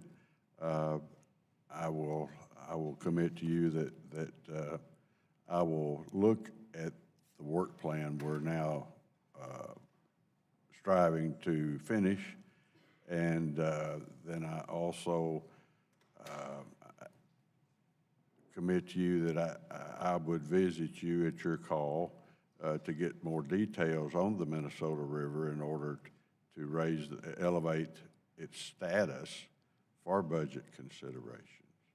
But thank you. At this point, that's all I would know to do. So, Congresswoman, we're very, very aware of this. This is a critical river. It's been dredged 15 of the last 20 years, but it has not got adequate funding, without a doubt. And it really, unfortunately, falls into the rack and stack of all the rivers that should be dredged. There's got to be a line somewhere, and this one just is hard to be able to get above the line. We're very aware of what the capability we could do this year. My guys today are trying to figure out the work plan for dredging on O&M, so we'll have a better understanding. It's going to be right on the line, though, so we'll try to do the best we can to get it there. But this is one that, just because of it's a smaller river, it's a little harder to pull across the line. Thank you. I appreciate it. It's really important to the state of Minnesota. I know this project's been funded in the past as non-harbor maintenance trust fund operations and maintenance.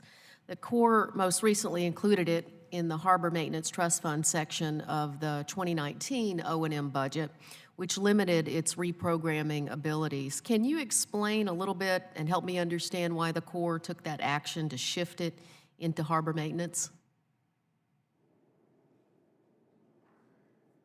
No, ma'am. I'll have to submit to the chief on that. And I don't know do not either. I would envision, we probably thought that because we could have more flexibility in our Harbor Maintenance Trust Fund, maybe it would compete better there. But let us get back with you and find out. Most of the time, the reason we would move something is to get it better visibility and perhaps a bigger funding pot.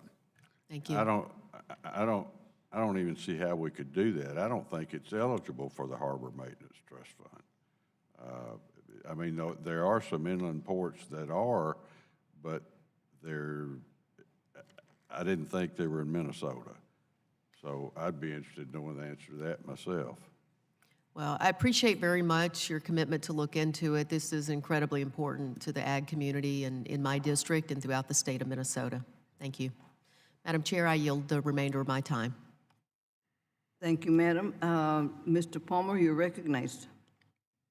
Thank you, Madam Chairman. This is for both of you, particularly Mr. James O. During a March 2018 oversight hearing, I requested a list of outstanding feasibility studies, including their duration and cost, and I got a list of 97 studies. And looking at the list that you provided in your written testimony, the written testimony indicated from both of you, there were 17 of these studies that says that they were proposed through the client's reports. And the client's report, the chief's, I said client, I meant chief's report has been signed. I checked this list against the studies conducted by the Corps and found that the studies ranged in length from 18 months to 142 months, and cumulatively, the Corps spent over $47 million on these studies. And I appreciate the fact that there appears to be an effort here to bring these to a conclusion, but my question is, why does it take so long to study these projects and bring them to completion? I'll submit to the chief on that because I'm not the one that does those studies. Sir, a lot of this is, some of these get to be trying to find an optimal way of balancing, whether it's flood risk management, water supply, ecosystem restoration, a lot of different players that want to be able to try to get their perfect solutions. I said a couple of minutes ago, it's hard to be able to figure out where that sweet spot is of finding a project can be authorized. So unfortunately, sometimes my guys go out to try to make everybody happy and try to solve all those different challenges, and we go overboard to try to appease that, but sometimes it's just hard to be able to integrate all those different desires back in. So this is why at some point we snap a chalk line at 3 years and say, what's the best we got that we can give Congress? Let Congress make the decision on this, but we've got to be faster. Well, in the list of studies that are still ongoing, apparently are ongoing, 13 of them are over 200 months, one of them is over 300 months. And to give you a little bit about my background, I ran a think tank for 25 years. Prior to that, I worked for 2 international engineering companies. So I'm kind of linear and analytical in my thinking. And it seems to me if we have a project that justifies a study, that at some point we ought to build it. And my question is how do you prioritize this? Now, I listen to my colleagues from Florida and other places, and clearly they've got projects that require immediate attention. But Mobile Harbor here, the study's been going on now for close to 80 months. As of March of 18, they'd spent $5.7 million on that. At some point, just from an engineering perspective, you have to reach a conclusion. Either the project is a low priority and shouldn't be done, or it is a high priority and should be done, or, there's got to be some way to prioritize these and actually start putting the money into the ground or into the water. So, sir, the ones that are the real long ones are really those outliers where it's almost too hard to find an acceptable solution. The other giant thing, a lot of times the non-federal sponsor might not necessarily be willing to sign the document. We've got a couple studies right now where we're ready to go forward, but we don't necessarily the other side will go ready. Sometimes we have certain interagencies that have buy-ops, that have different opinions. So it just gets very confusing to figure out how to expedite them all. But we run all these down through a list, and we're trying to work the worst ones, and if we can't get them done, we'll come back to you and say it ought to be deauthorized. Now, this is before you guys came along, and I want to echo my colleagues. You guys have really improved things, and I appreciate that. Appreciate your service. But you had a study that went on for over 30 years of building a diversion canal from the Comet River to the Lily Basin in Louisiana. And the locals, everybody, as far as I can tell, wanted to do that in anticipation of a major flood, which occurred. Cost us several $1 billion. A number of people lost their lives. The Corps is now building the diversion canal. So, and I want this to be taken in a positive light, that I would like to see the Corps prioritize these projects. I would like for you to report back to me on this list of studies that are ongoing, how long they've been going on, how much they cost, and what the priorities are. I think that's a reasonable expectation from the Corps. Sir, we both have the same desire. We want to get rid of the backlog, continue to reduce timelines, and continue to expedite, to put the priorities on the most important things. I thank the Madam Chairman. I yield back. Chair recognizes Mr. Malinowski. Thank you, Madam Chair. General Semonite, I wanted to raise with you a project and a problem that's very, very pressing for folks in my district in New Jersey. As you know, the Rahway River in New Jersey floods whenever there's a major storm. During Hurricane Irene, flooding in the town of Cranford in my district affected thousands of homes. This had happened before. It will happen again. And there's been a lot of work done looking at this over the years, a lot of complicated issues that the Corps and local stakeholders have been struggling with. But I was disappointed to learn that the Corps has determined that it would terminate the Rahway River flood risk study.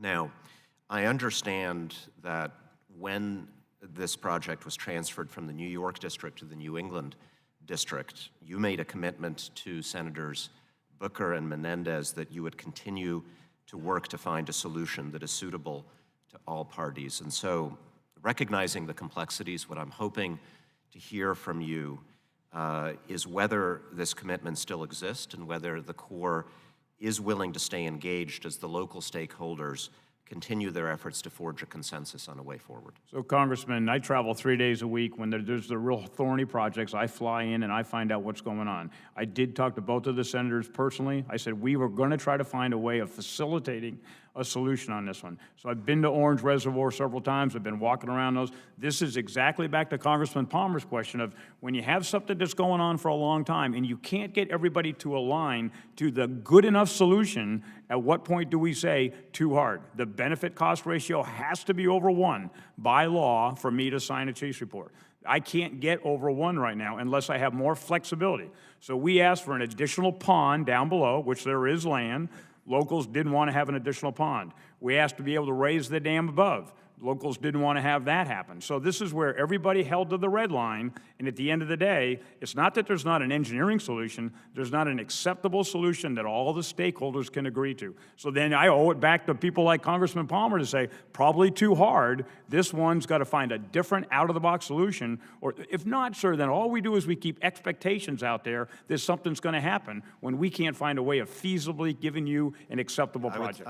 I would say that the expectations are quite realistic, and everybody understands the difficulties that you've just outlined. On the other hand, we got to find a solution because human beings are involved, and so we stay committed to trying to find an acceptable solution. Okay. Are there options to keep the study in a pending status rather than terminating it at this stage in order to basically keep that process alive while we search for that local solution that you need? Sir, we've already gone down this road 2 years ago. We can certainly look at it again, and maybe Mr. James and I can put our heads together, but I think what we would need to see is some significant different change in some of the stakeholders' positions on ability to find an alternative solution. If that consensus is reached, can you walk me through the next steps from the Corps' perspective? So then we would continue to be, it's a benefit cost ratio. So I either got to bring costs down or I got to make benefits higher. We don't want to in any way fudge numbers. So the bottom line is I can't really do much with the benefits. So how can local stakeholders find a way of, a good example is land. If we get land free, instead of having to buy land, that comes off the cost. If there's ways that I can figure out how to, if there are other benefits, how can we continue to work the equation so then I can give in the WRDA a over 1 BCR, and then you can make a decision whether to fund it or not. Understood. Shifting gears a little bit, I did want to come back to you, Assistant Secretary James, on the issue of NEPA and the proposed rules that Congresswoman Napolitano asked you about. Our understanding of one of the potential impacts of the proposed rules is that there would no longer be a requirement, for example, to understand how or whether a road or bridge in a coastal area would be threatened by sea level rise. If that's true, does that strike you as sensible, that we would not need to take those factors into account under those circumstances? No, sir, that wouldn't be sensible. Thank you. I yield back.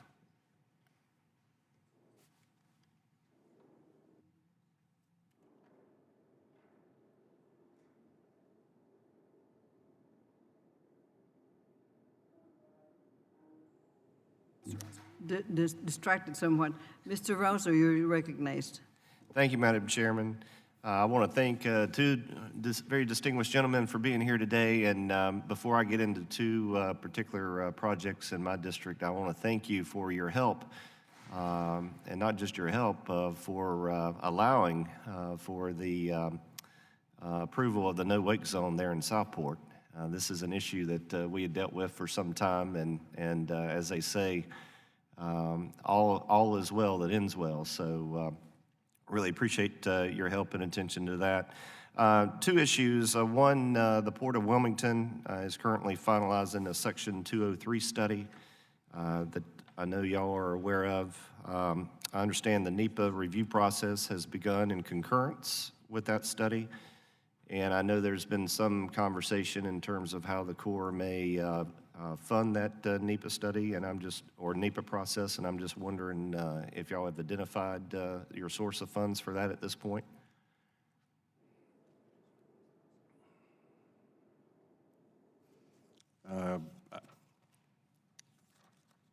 If it's up to me to answer you, I'll have to get back with you, sir, because Well, I do. that's okay. Let me add that I understand there's some previously appropriated funds available from a 2006 study resolution for the Cape Fear River, which might be used. That's a closed project, as I understand it. I may not have quite your terminology, but that might be an avenue if you're searching. So, sir, we'll certainly follow up on that. And there are times we can come back in and ask permission to take unused funds and transfer them back over. The Port of Wilmington's like many other major ports. We see significant benefits in those port deepenings. The 203 does go directly to the Secretary, so then he will make the decision as to what's going to happen. We are committed to continue to support that. I think the challenge is that when a 203 comes in, who puts the thumbprint on it to say it's actually a constructible project? And right now, some of the work that's been done with the contractor for the Port of Wilmington, we want to make sure that's quality work that we can stand behind. So there's a little bit of a challenge there. I just want to be honest with you. We're working our way through that. But we want to make sure Mr. James gets a report that he has enough information to make an informed decision on. Sure. Well, of course, the port there at Wilmington is a crucial component to commerce in North Carolina, and we've got great management down there, the best we've ever had, in my opinion. That are really doing a superb job, and really appreciate you working closely with them to make this work. And let me know how I can be helpful in that process as well. Second, the Surf City North Topsail Beach Coastal Storm Damage Reduction Project. I know this is one that we have discussed in the past, And to put this in context, Surf City, North Topsail Beach is right where Hurricane Florence came through. It was the northern part of the storm hit that area really, really hard. Of course, it hit the whole southeastern corner of the state really, really hard. Those beaches that have good storm damage reduction projects in place, they fared pretty well. You had a lot less casualty in terms of structures, et cetera. Infrastructure too. That North Topsail area, which we've been trying to get this approved and in place for some time, suffered major damages in large part because there hasn't been a robust storm damage reduction project there. So it's one of those things where a little investment up front saves a lot of taxpayer money on the back end.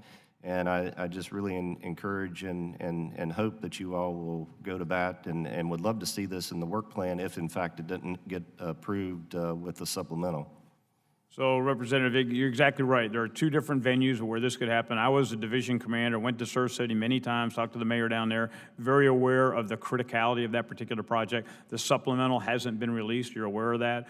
We are considering it very, very closely in the work plan. Hopefully, it will compete well. So we owe it to you to be able to figure out how do we somehow find a way of taking care of this disaster and the risk that's out there. Thank you very much. That's all I can ask, and just let us know how we can be helpful to you. Thank you both for your service. I would not want your job, and particularly dealing with all of us here, so thank you. Ditto. Thank you, Mr. Rouser. Mr. Espaillat, you're recognized. Thank you, Madam Chair, and thank you both Assistant Secretary James and Chief Seminotti for being here today.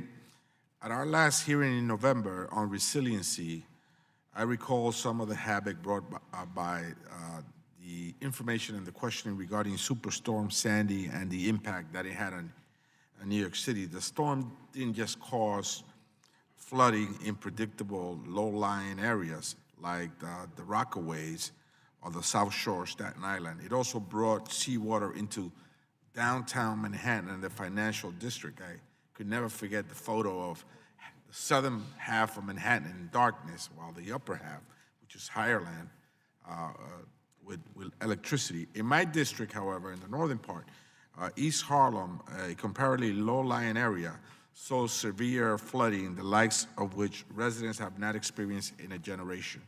It is clear that climate change contributed to the storm's unprecedented impacts, and that future storms may be even worse.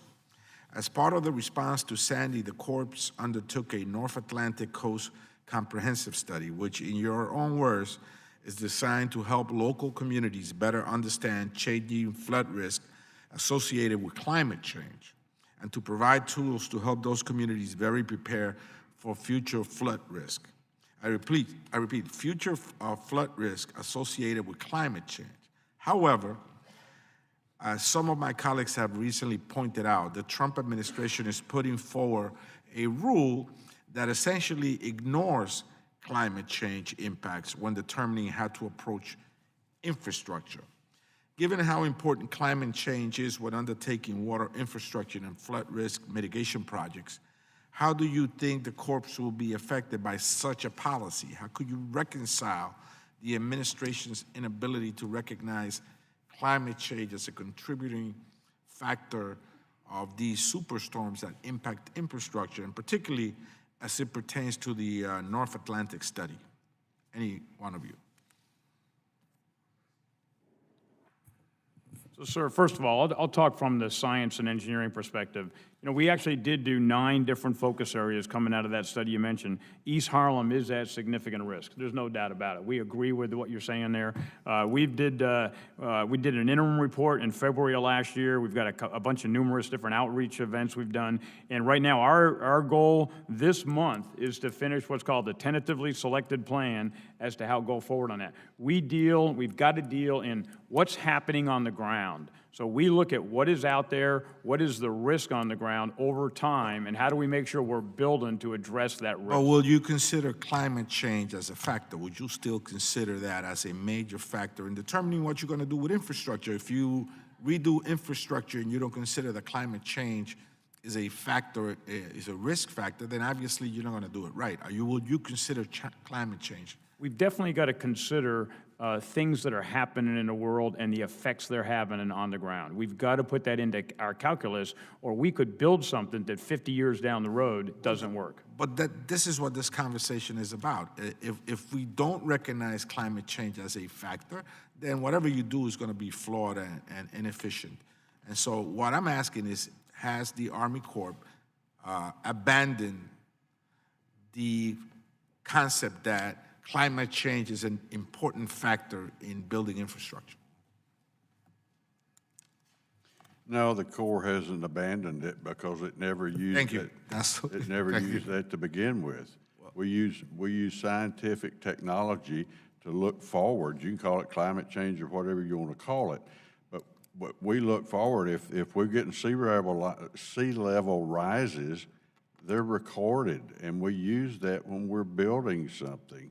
But you know, to some degree, the administration drives this train, and if they're unwilling to recognize climate change, and therefore, as a result, you're not taking that into consideration, although science does, right? Then you're going to be caught up in this predicament. And all I want to know is that you will continue to look to science, although there will be different interpretations than what this administration may have regarding the impact of climate change. Will you continue to look at science? We're going to continue to look at science just the way we always have. Thank you so much. Thank you so much. I yield back, Madam Chair. Mr. Webster, you're recognized. Thank you, Madam Chair. Secretary in General, I'm not sure who to ask this question to, but I'll just throw it out there. I think it'd be the General maybe, but in Florida, the largest port that's a cargo port is Tampa Bay. And it provides about over $17 billion in economic impact and employs indirectly or directly about 85,000 people. And the growth there has been substantial, a dynamic growth over the last several years, adding in some direct Asian lines and some of the major shippers in the world. And because of that, the channel is at 43 feet, and it needs to be more. We'd like to deepen that. And so there's a possibility of dredging it to 44 plus 1. And that's what I guess my first question is. That's a near action. That's not the real action. That's not what's going to solve the problem forever. However, doing that would be very important. I think the overall is to sort of reinitiate and resume the Tampa Harbor General reevaluation report, but that's something maybe for a later date.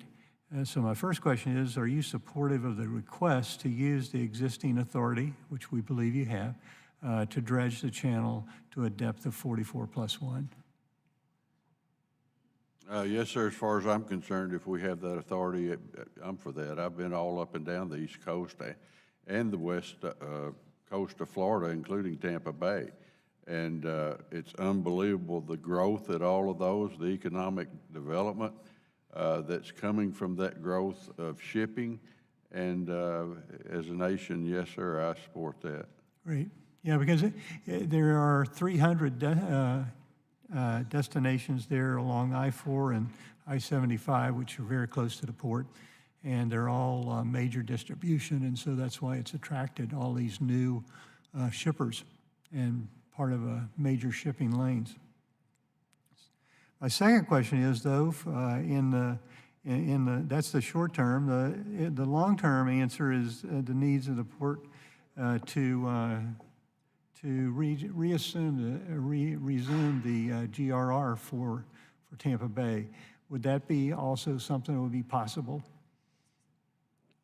I'm sorry, sir, what was it?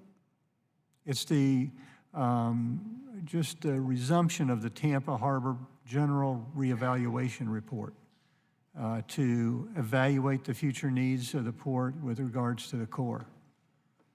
Yes, I don't know where the Corps is on that particularly. So, sir, we see great merit in all these ports. We're a big believer that you can energize the economy and still do it in a manner that protects the environment and the habitat.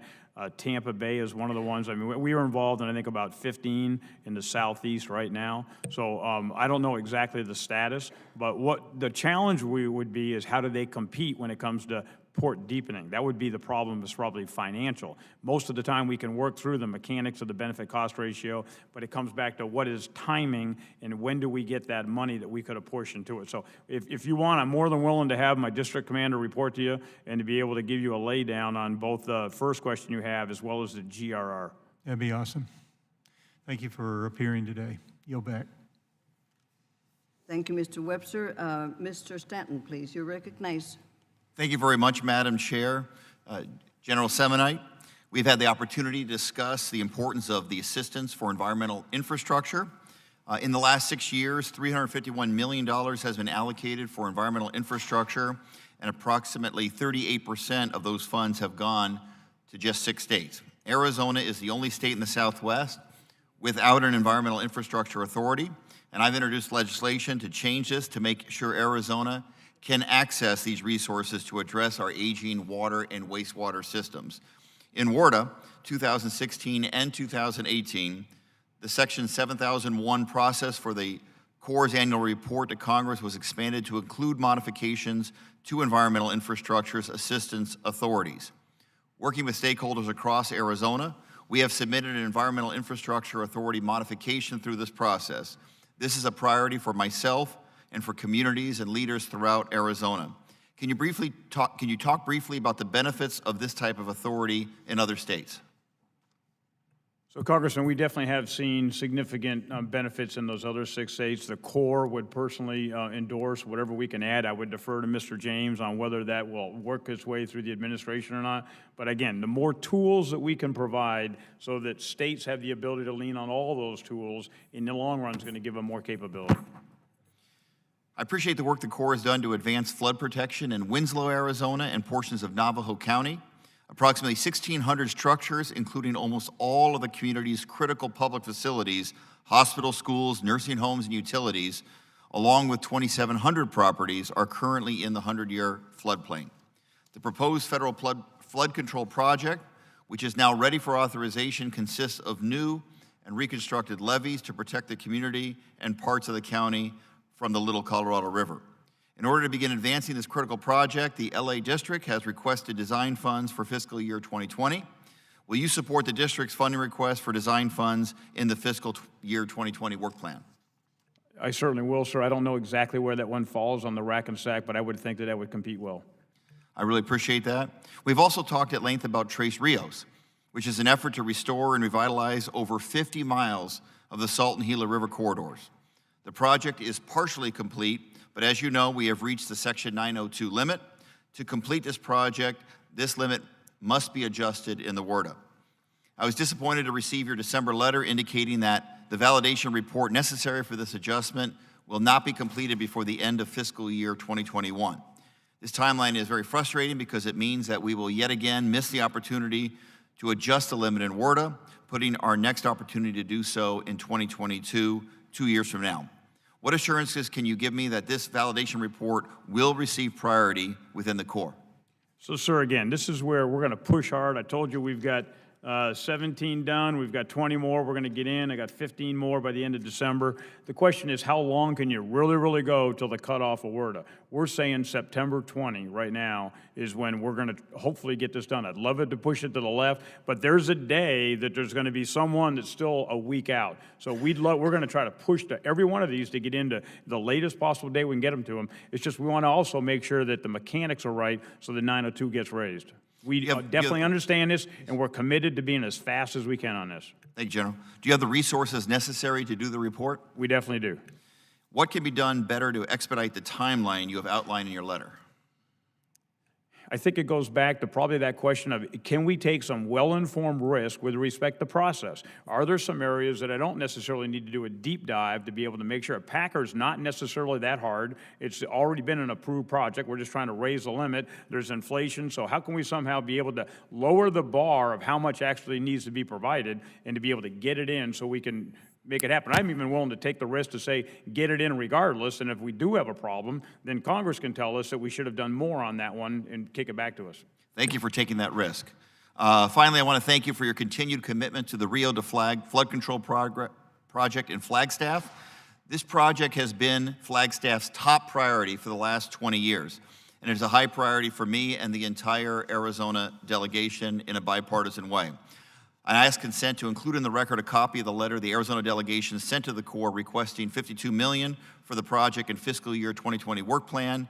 General Semonite, it is my hope the work plan will include these funds to complete this critical project. So Senator McCain asked me to go personally out there and to be able to look at this within about a week of when I took over, and I flew out right away. I've been there a couple times. This project has to be done. The challenge is that I think PED is going to be complete here in September of 20. This should compete, I would think, but we've got to continue to find a way of making this happen. It might not be done all at once. It might be a section at a time, and you're aware there are incremental sections here we can build, 15% at a time and get it done over a period of several years. Thank you very much. I did ask unanimous consent. I didn't complete it. I apologize. That's all right. We will accept it, and it'll be part of the record. Thank you, Madam Chair. Thank you. Mr. Fletcher. Ms. Fletcher. Thank you, Chairwoman Napolitano, and thanks also to Ranking Member Westerman for holding this hearing. Thank you, Secretary James, and thank you, General Semonite, both for being here today and for your continued leadership on critical projects in the greater Houston area that I represent, including the Flood Risk Management Plan project and the Buffalo Bioresilience Study, and of course, the project to deepen and widen the Houston Ship Channel. It's really important for us to address these critical needs as quickly as possible, and we're very grateful for your work and your leadership. I cannot overstate the importance of your work in my district and in our area. My district, as you may know, contains the Addicks and Barker reservoirs, and that is essential to us and to the entire region. I do want to follow up with the limited time we have today and may have some questions to submit for the record on these projects, but wanted to comment on the conversation about the Houston Ship Channel. I appreciate your prior testimony on that, and wanted to note that in your written testimony and your oral testimony this morning, you mentioned several priorities for projects, and that I think this project really exemplifies strong partnership between the federal government and non-federal stakeholders. I think we have seen that this exemplifies and is the kind of project you could use really as a model for projects across the country, and there's an incredibly high economic value that we have to take into consideration in getting this project moving. The Houston Ship Channel is not just a local or regional asset, it is a national asset. It's critical for U.S. exports, it's critical for our national energy security, and it's critical for domestic manufacturing. As my neighbor, Mr. Babin, already noted, it's the busiest port, and this waterway sustains more than 1.3 million jobs and $339 billion of economic value in Texas. And beyond Texas, the channel impacts 3 million U.S. jobs and provides $802 billion in economic value. So I appreciate your commitment to complete the Chief's report by April and to help us meet our May deadline. I want to reiterate the critical importance of getting this project authorized and moving, and look forward to working with my colleagues and hopefully incorporating it into WRDA 2020. I ask you to please keep us apprised of your progress, and if you run into any challenges or potential delays, to let us know as quickly as possible.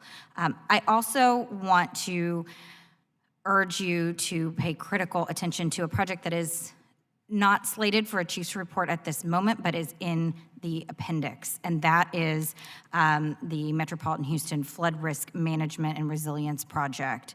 And what I'd like to do with the time we have left is just ask for you to explain a little bit about where we are and what we can expect. I am certain that you know the importance, not only to my district, but to the entire region of addressing the flooding management, and certainly the impacts of Harvey are well known to you both in Addicks and Barker as well as throughout the region.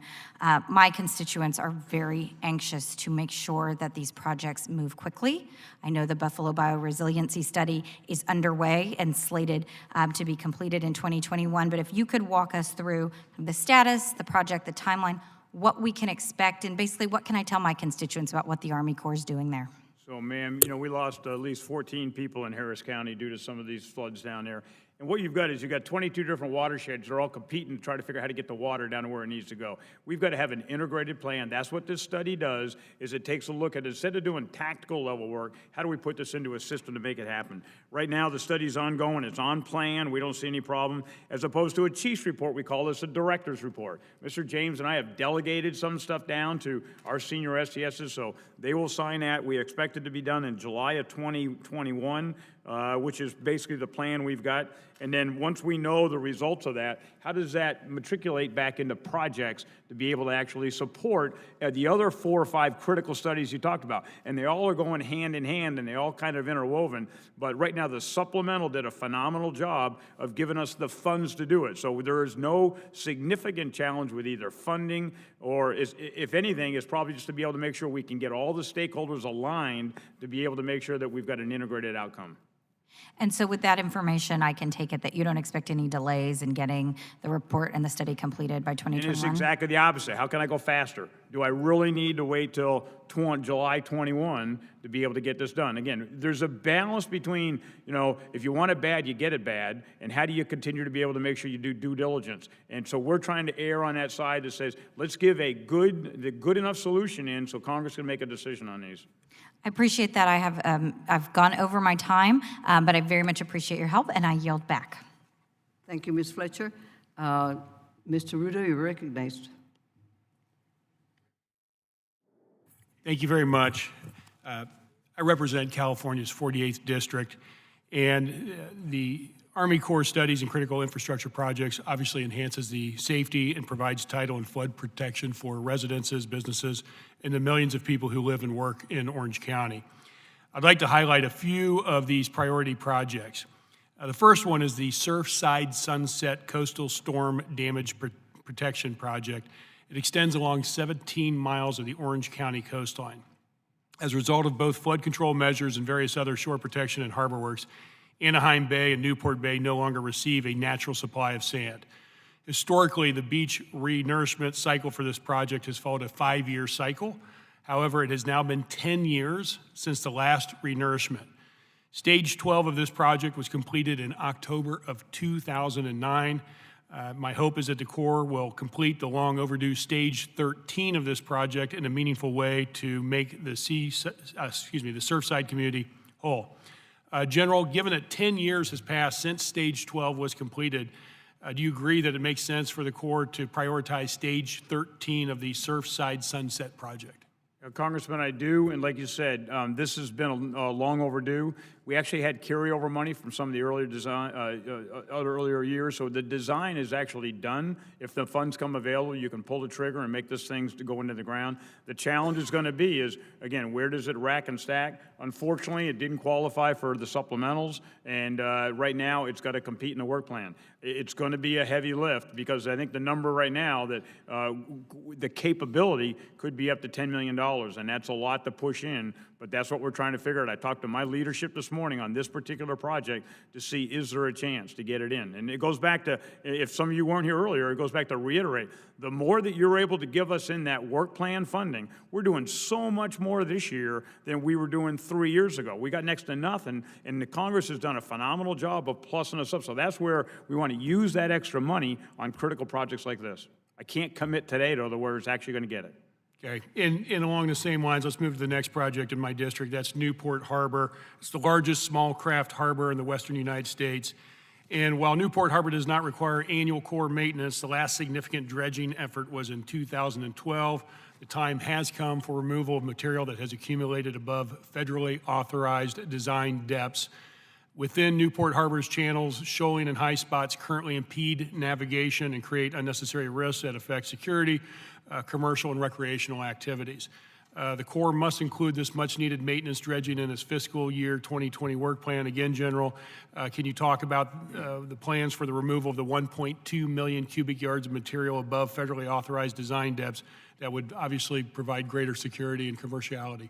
So, sir, I talked to the head of my O&M yesterday. We've got a whole team thrashing through right now. Where can we allocate those work plan funds? As much as we got a bunch of money, some of that came in different bins, and our ability to put some of that into O&M dredging is not as much as I'd like it to have. So we're definitely looking at it. I'm very, very aware of the project. We just got to figure out whether it can compete or not. And I would just emphasize economic impact that this harbor provides for not just Orange County, but well beyond is extremely significant. So your help in that matter would be greatly appreciated. The next project, and let me check on my time, good. The Santa Ana River Mainstream project is designed to provide flood protection for residences, businesses, and more than 3 million people across multiple counties, including Orange County. Construction of the Seven Oaks Dam and raising of the Prado Dam will increase reservoir storage capacity for the region and provide enhanced flood protection. I ask that the Corps continue to appropriate funding in order to complete the project in its entirety as authorized in 1986. Significant progress has been made on the project and it is nearing completion. Thus, appropriate funding levels should be maintained. The next project, the Westminster and East Garden Grove Westminster Channel Study, is another key project that would reduce flood risk for nearly 500,000 people in 11 cities, including portions of Huntington Beach, Westminster, Santa Ana, Fountain Valley, and Garden Grove.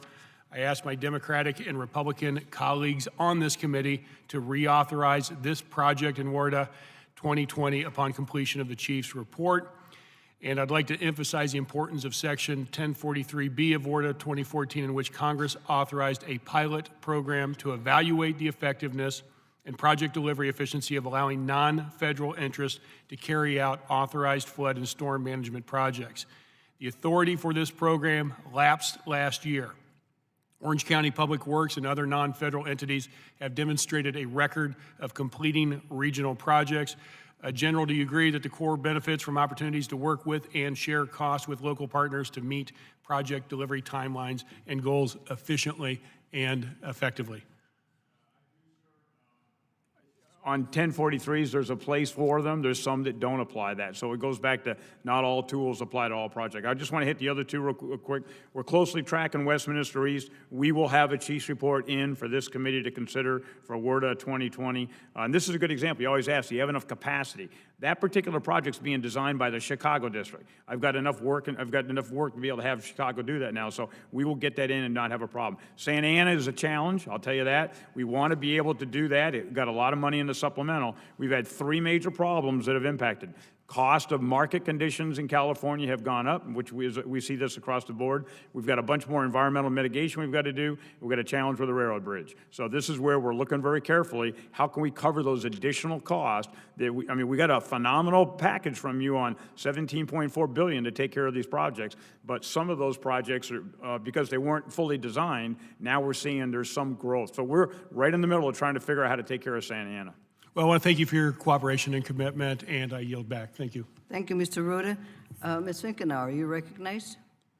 Thank you, Madam Chair, and so great to have you all with us today, and so good to see you again, Lieutenant General Semonite. I know the last time I saw you, I believe, was actually in my district in Cedar Rapids when we did the groundbreaking for the Cedar Rapids, or the Cedar River Flood Control System project.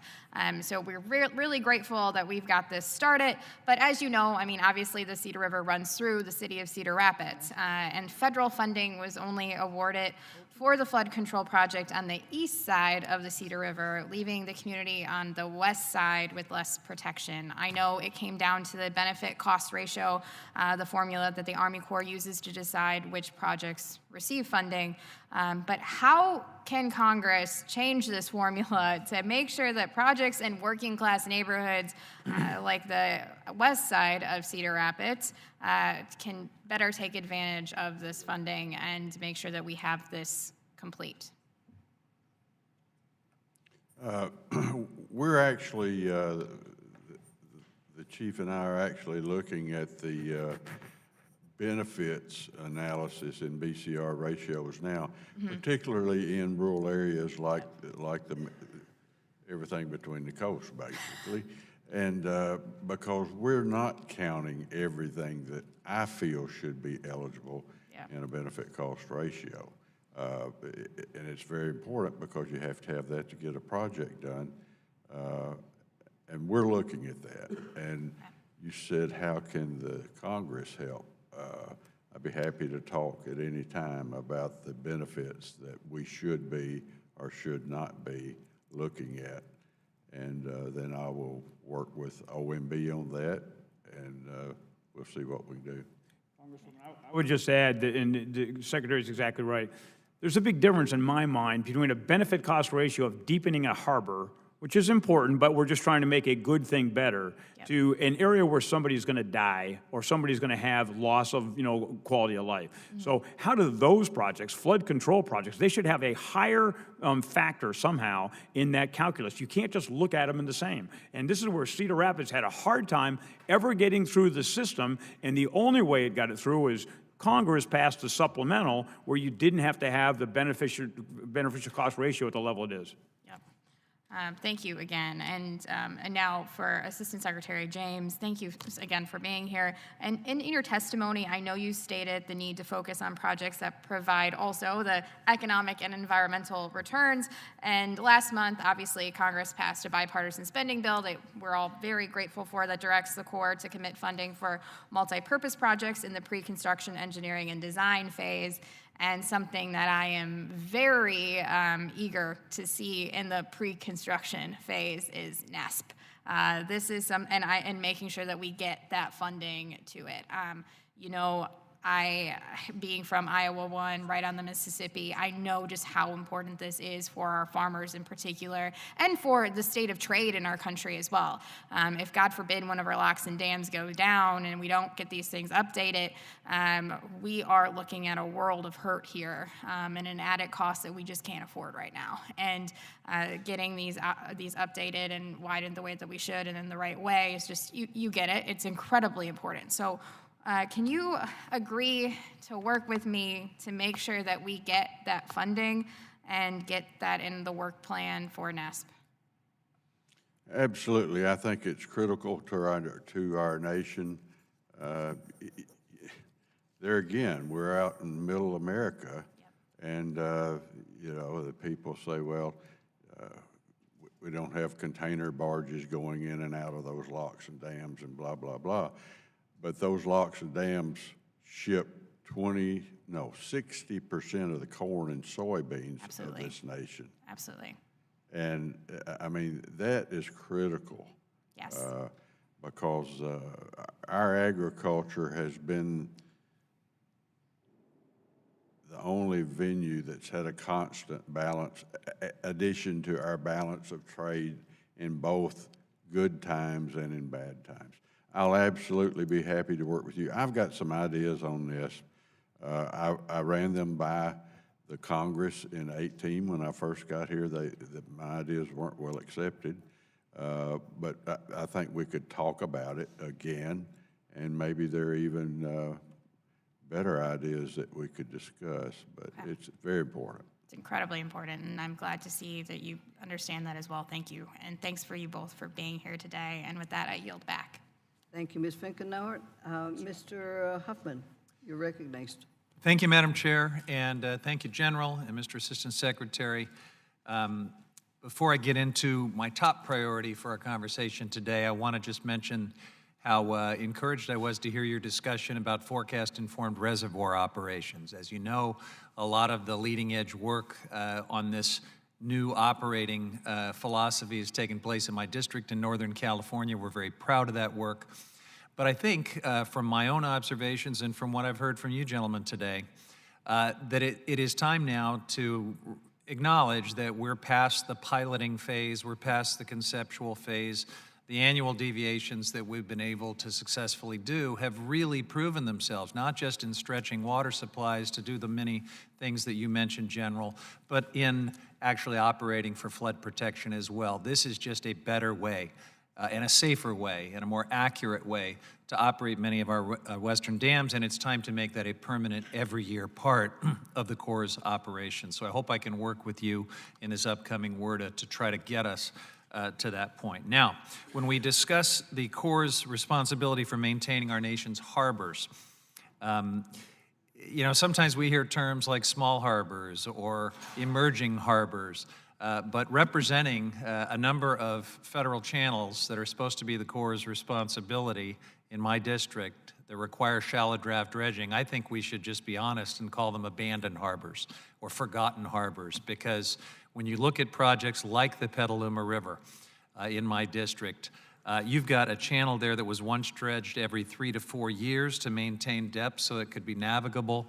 It has not been dredged since 2003, and major portions of it not since 1998. I have been writing to the Corps of Engineers since I came to Congress. So starting back in 2014, Mr. Assistant Secretary, I've had phone calls with you about this over the past year. We have been begging and pleading with the Corps to address this problem. Chairman DeFazio has joined me in writing to the Corps about this urgent problem.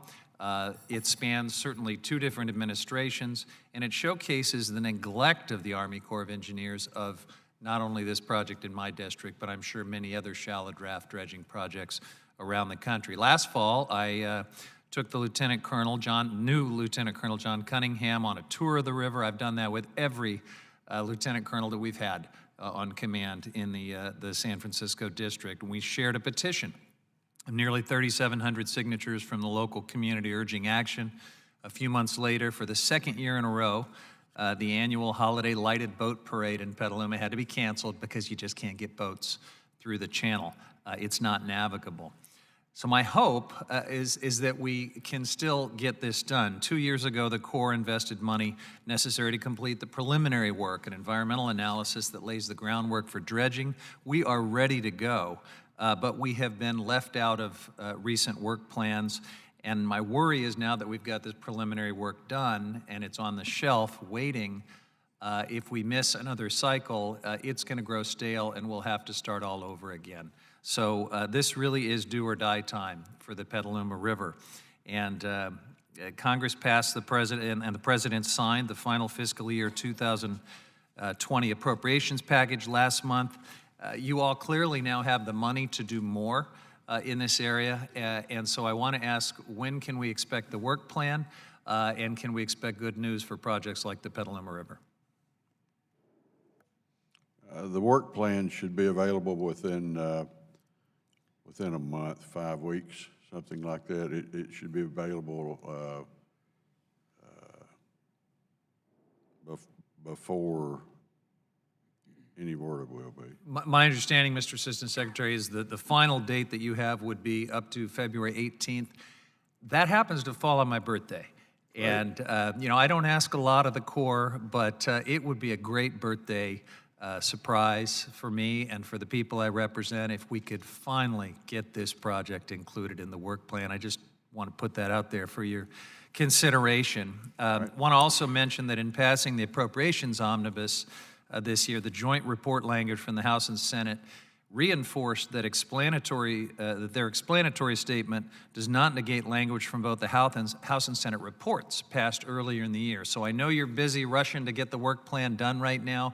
Want to just help you in that regard by pointing you to the House report language, which states that the Appropriations Committee is, quote, aware that the last full dredging of the Petaluma River was in 2003. It states that prior to 2003, the channel was dredged every 3 to 4 years to maintain depth. Shoaling in the upper river is impacting commercial traffic as barge companies curtail operations and capacity at barges. You get the point. We have mentioned this over and over in appropriations language, and we've tried to make it clear that Congress wants you to address this. I just want to make it clear that our message is received and ask if you could please respond. The message is received. I've been looking at this project, but again, like the general has said many times today, that we have to take them all and they have to compete. And I mean, it's a sad situation. I don't like it, but that's what we have to do. Congressman, I'll just jump in. Sir. So I've gotten several letters.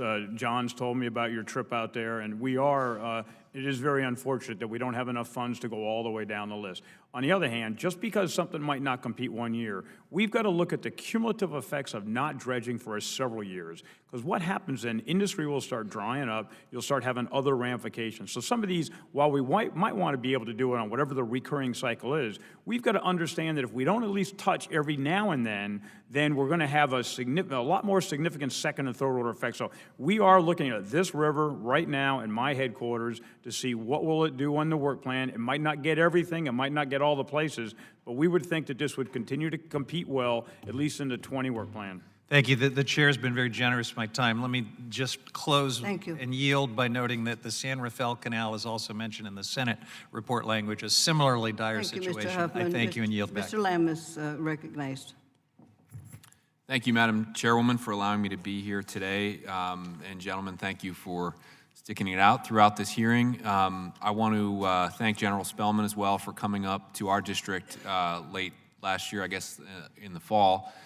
We had Chairwoman Marcy Kaptur from the Energy and Water Subcommittee over on Appropriations come up and look at the declining state of our locks and dams. So we have a set of locks and dams on the Upper Ohio that were built in the 1920s and 30s and are really being patched together every which way that your engineers can think of at this point. I mean, they're doing a heck of a job given the few tools that they have to work with. And it's a dire situation. I know that you've heard from everybody today about their priorities, and you keep talking about how things need to compete, and maybe next year if they don't compete this year. I totally understand. What I would ask each of you to do, though, is convey to folks in the administration that the reminder, I suppose, that the president has come to our district multiple times. He's come to the Pittsburgh area multiple times to basically take credit for the healthy state of the natural gas and related economy in Western Pennsylvania, which was confusing to some at first because he was not in office in 2010 or so when the deal for the Shell cracker plant was struck. But regardless, he never hesitates to take credit for the economic circumstances there. Yet the only reason that the Shell cracker plant is located in Western Pennsylvania today, and it's one of the largest construction sites in the entire country, is because of our inland waterway system and the excellent work that you all have done over the years to maintain that. It allows them to get the construction equipment that they need to that site. There are some pieces of this plant which basically takes ethane, the byproduct of natural gas drilling, and cracks it into industrial use plastic. There are some pieces needed to build that are so large there is no other way to get them to the site other than by floating them on the river. And last summer, as I'm sure you gentlemen are aware, Shell had to seek a special permit, basically, to get some of that equipment through when the lock was otherwise going to be closed for some of the maintenance that is required because it's so old and has never been fixed. If we could just fix it and replace it, we wouldn't continue having these problems.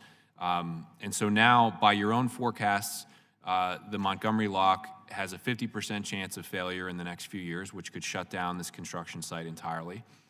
There are 6,500 people working in construction jobs on this site at this moment. The county in which that project is located, Beaver County, saw 6% economic growth last year because of this project, far outpacing any other county in Western Pennsylvania. It's one of the greatest economic developments we've had in quite some time, and it is all at risk because we can't update locks that are nearly 100 years old at this point, and which everyone agrees need to be fixed. Somehow, these projects did not make it into OMB's budget this year.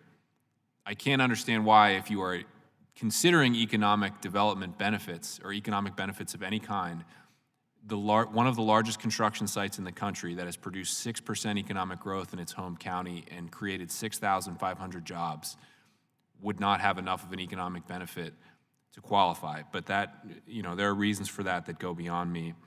I just want you to convey to folks in the administration that these two positions are inconsistent. It is inconsistent to come to our area and take credit for the economic growth when you refuse to take action on one of the ingredients that is essential to the economic growth, both now and going forward. There are other companies that want to build similar plants right along the river. There are manufacturing companies that want to take advantage of the plastic industrial feedstock to make things, and they will hesitate to do so if our infrastructure is not fixed. So please do convey that. The question that I have for you in my remaining time is that we have been told that, I believe it was the Olmsted project, when it was done, in order to complete it quickly and efficiently, they adjusted the percentages of the Inland Waterway Trust Fund cost share to have a lower percentage and a higher percentage from general government spending. Am I correct about that? That they might have adjusted it to 85-15? Yes, you are correct. Would a similar change be possible for the Upper Ohio project when its turn comes around, given the importance of it and how long we have waited to get it done quickly and efficiently? You know, I really can't say yes or no, but I will say that the reason Olmsted got that reduction in cost share was that it had drained this country long enough. We were trying to get it finished. And that was the main reason. I mean, 20-plus years to build a lock dam is a little ridiculous when we built 17 of them in the upper Mississippi River in 10 years, in the 20s and 30s. So that was the main reason on that one. I think we are going to have, we're going to have challenges with our lock dams, inland lock dam systems because of the funding stream. I do think we're going to run into that. I appreciate that, and I'm over my time. I just want to say, by way of yielding, that we have increased all of the relevant accounts in the past year, and yet this project still was not included. So the ball is very much in the administration's court, and I hope you'll convey that. Thank you very much, and thank you, Madam Chair. Thank you, Mr. Lamb. Ms. C.B. Johnson, you're recognized. Thank you very much, Ms. Chairman, and thank all of you for being here and staying so patiently. I sat here this time because I represent the most important part of the planet, Texas. And I represent North Texas. I'm a native, so you know we were taught from birth that Texas is the most important part of this planet. And I want to thank you for the cooperation we've had and make a plea to continue to work with us. We are really focused on prevention as well, as we know the value of looking at predictions and the scientific projections of what we face. On the southern end of Texas, we have almost too much water.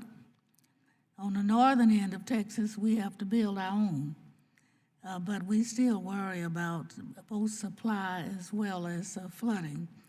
So I'm hoping, and I'm a native of Waco, Texas, and they've never given me up, even though I've spent most of my life away from there. And so I know on behalf of Waco, it's my understanding that multiple communities across Texas and the country would use some adjustments and clarifications, and you have that information. I hope that you understand what that importance is. Would you like to comment on that? No, ma'am, but it is important. It's particularly important to Texas, but also the rest of this country. Okay, I understand thank you. that. You just made a first star with me. Now, do you think that we need to put any more changes or authorities within the bill to bring any attention to new projects? I know that in Dallas it's ongoing in that area, and we appreciate that cooperation. But we don't have near as much influence from Waco, so they lean on me to make sure that I get their message across. And I didn't, and we've had some help in Waco from our COG as well.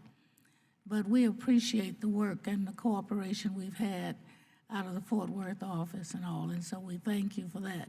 But if you have any comments on any changes we need to be looking at, I would appreciate it.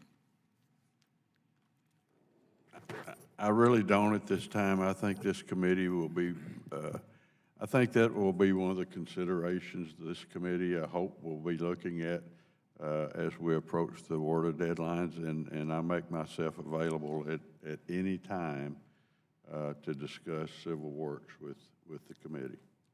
Congresswoman, I would just add that there's definitely a balance, and we've inherited a lot of projects that we're just trying to get done that have been there for a long time. We want to start new projects and take them on. Right now, I think that the WRDA that gives us so many new starts is not necessarily way out of balance. If we got so many new starts and didn't actually expand the amount of money, all that's going to do is take the amount of money and continue to start more and keep those older projects longer and longer. So we're all into finishing what we've been trying, what's been on the books for a while, get us caught up, and the last 2 or 3 years has been phenomenal, but then how do we propel forward to be able to take on some of these new challenges? Well, thank you. I can appreciate that. Just remember, Texas is the most important state. Thank you. Besides California, they're going to be submitting some questions for the record, but I wanted to give a shout out to one of my favorite, Colonel Toy, and then of course Colonel Gibbs, General Toy and Colonel Gibbs. Mr. James and Mr. Semonite, Lieutenant Colonel, or excuse me, titles don't mean anything to me. Mr. Semonite, Mr. James, I want to reiterate to you that on March 7th, 5 to 7, we're planning a roundtable in Los Angeles, and I extended an invitation to you, Mr. James, but not to Mr. Semonite. I want to be sure to include you. The committee will be touring projects down in during the roundtable, and we hope that you can join us, if you will.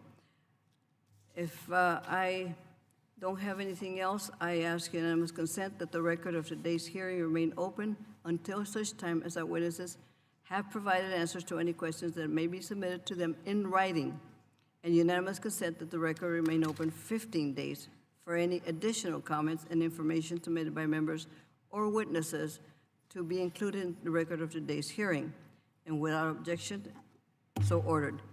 I'd like to thank my co-chair, Mr. Westerman, and to you again, both witnesses, thank you very much for being with us and spending so much time with us and for your testimony. And if no other members have anything to add, the committee stands adjourned.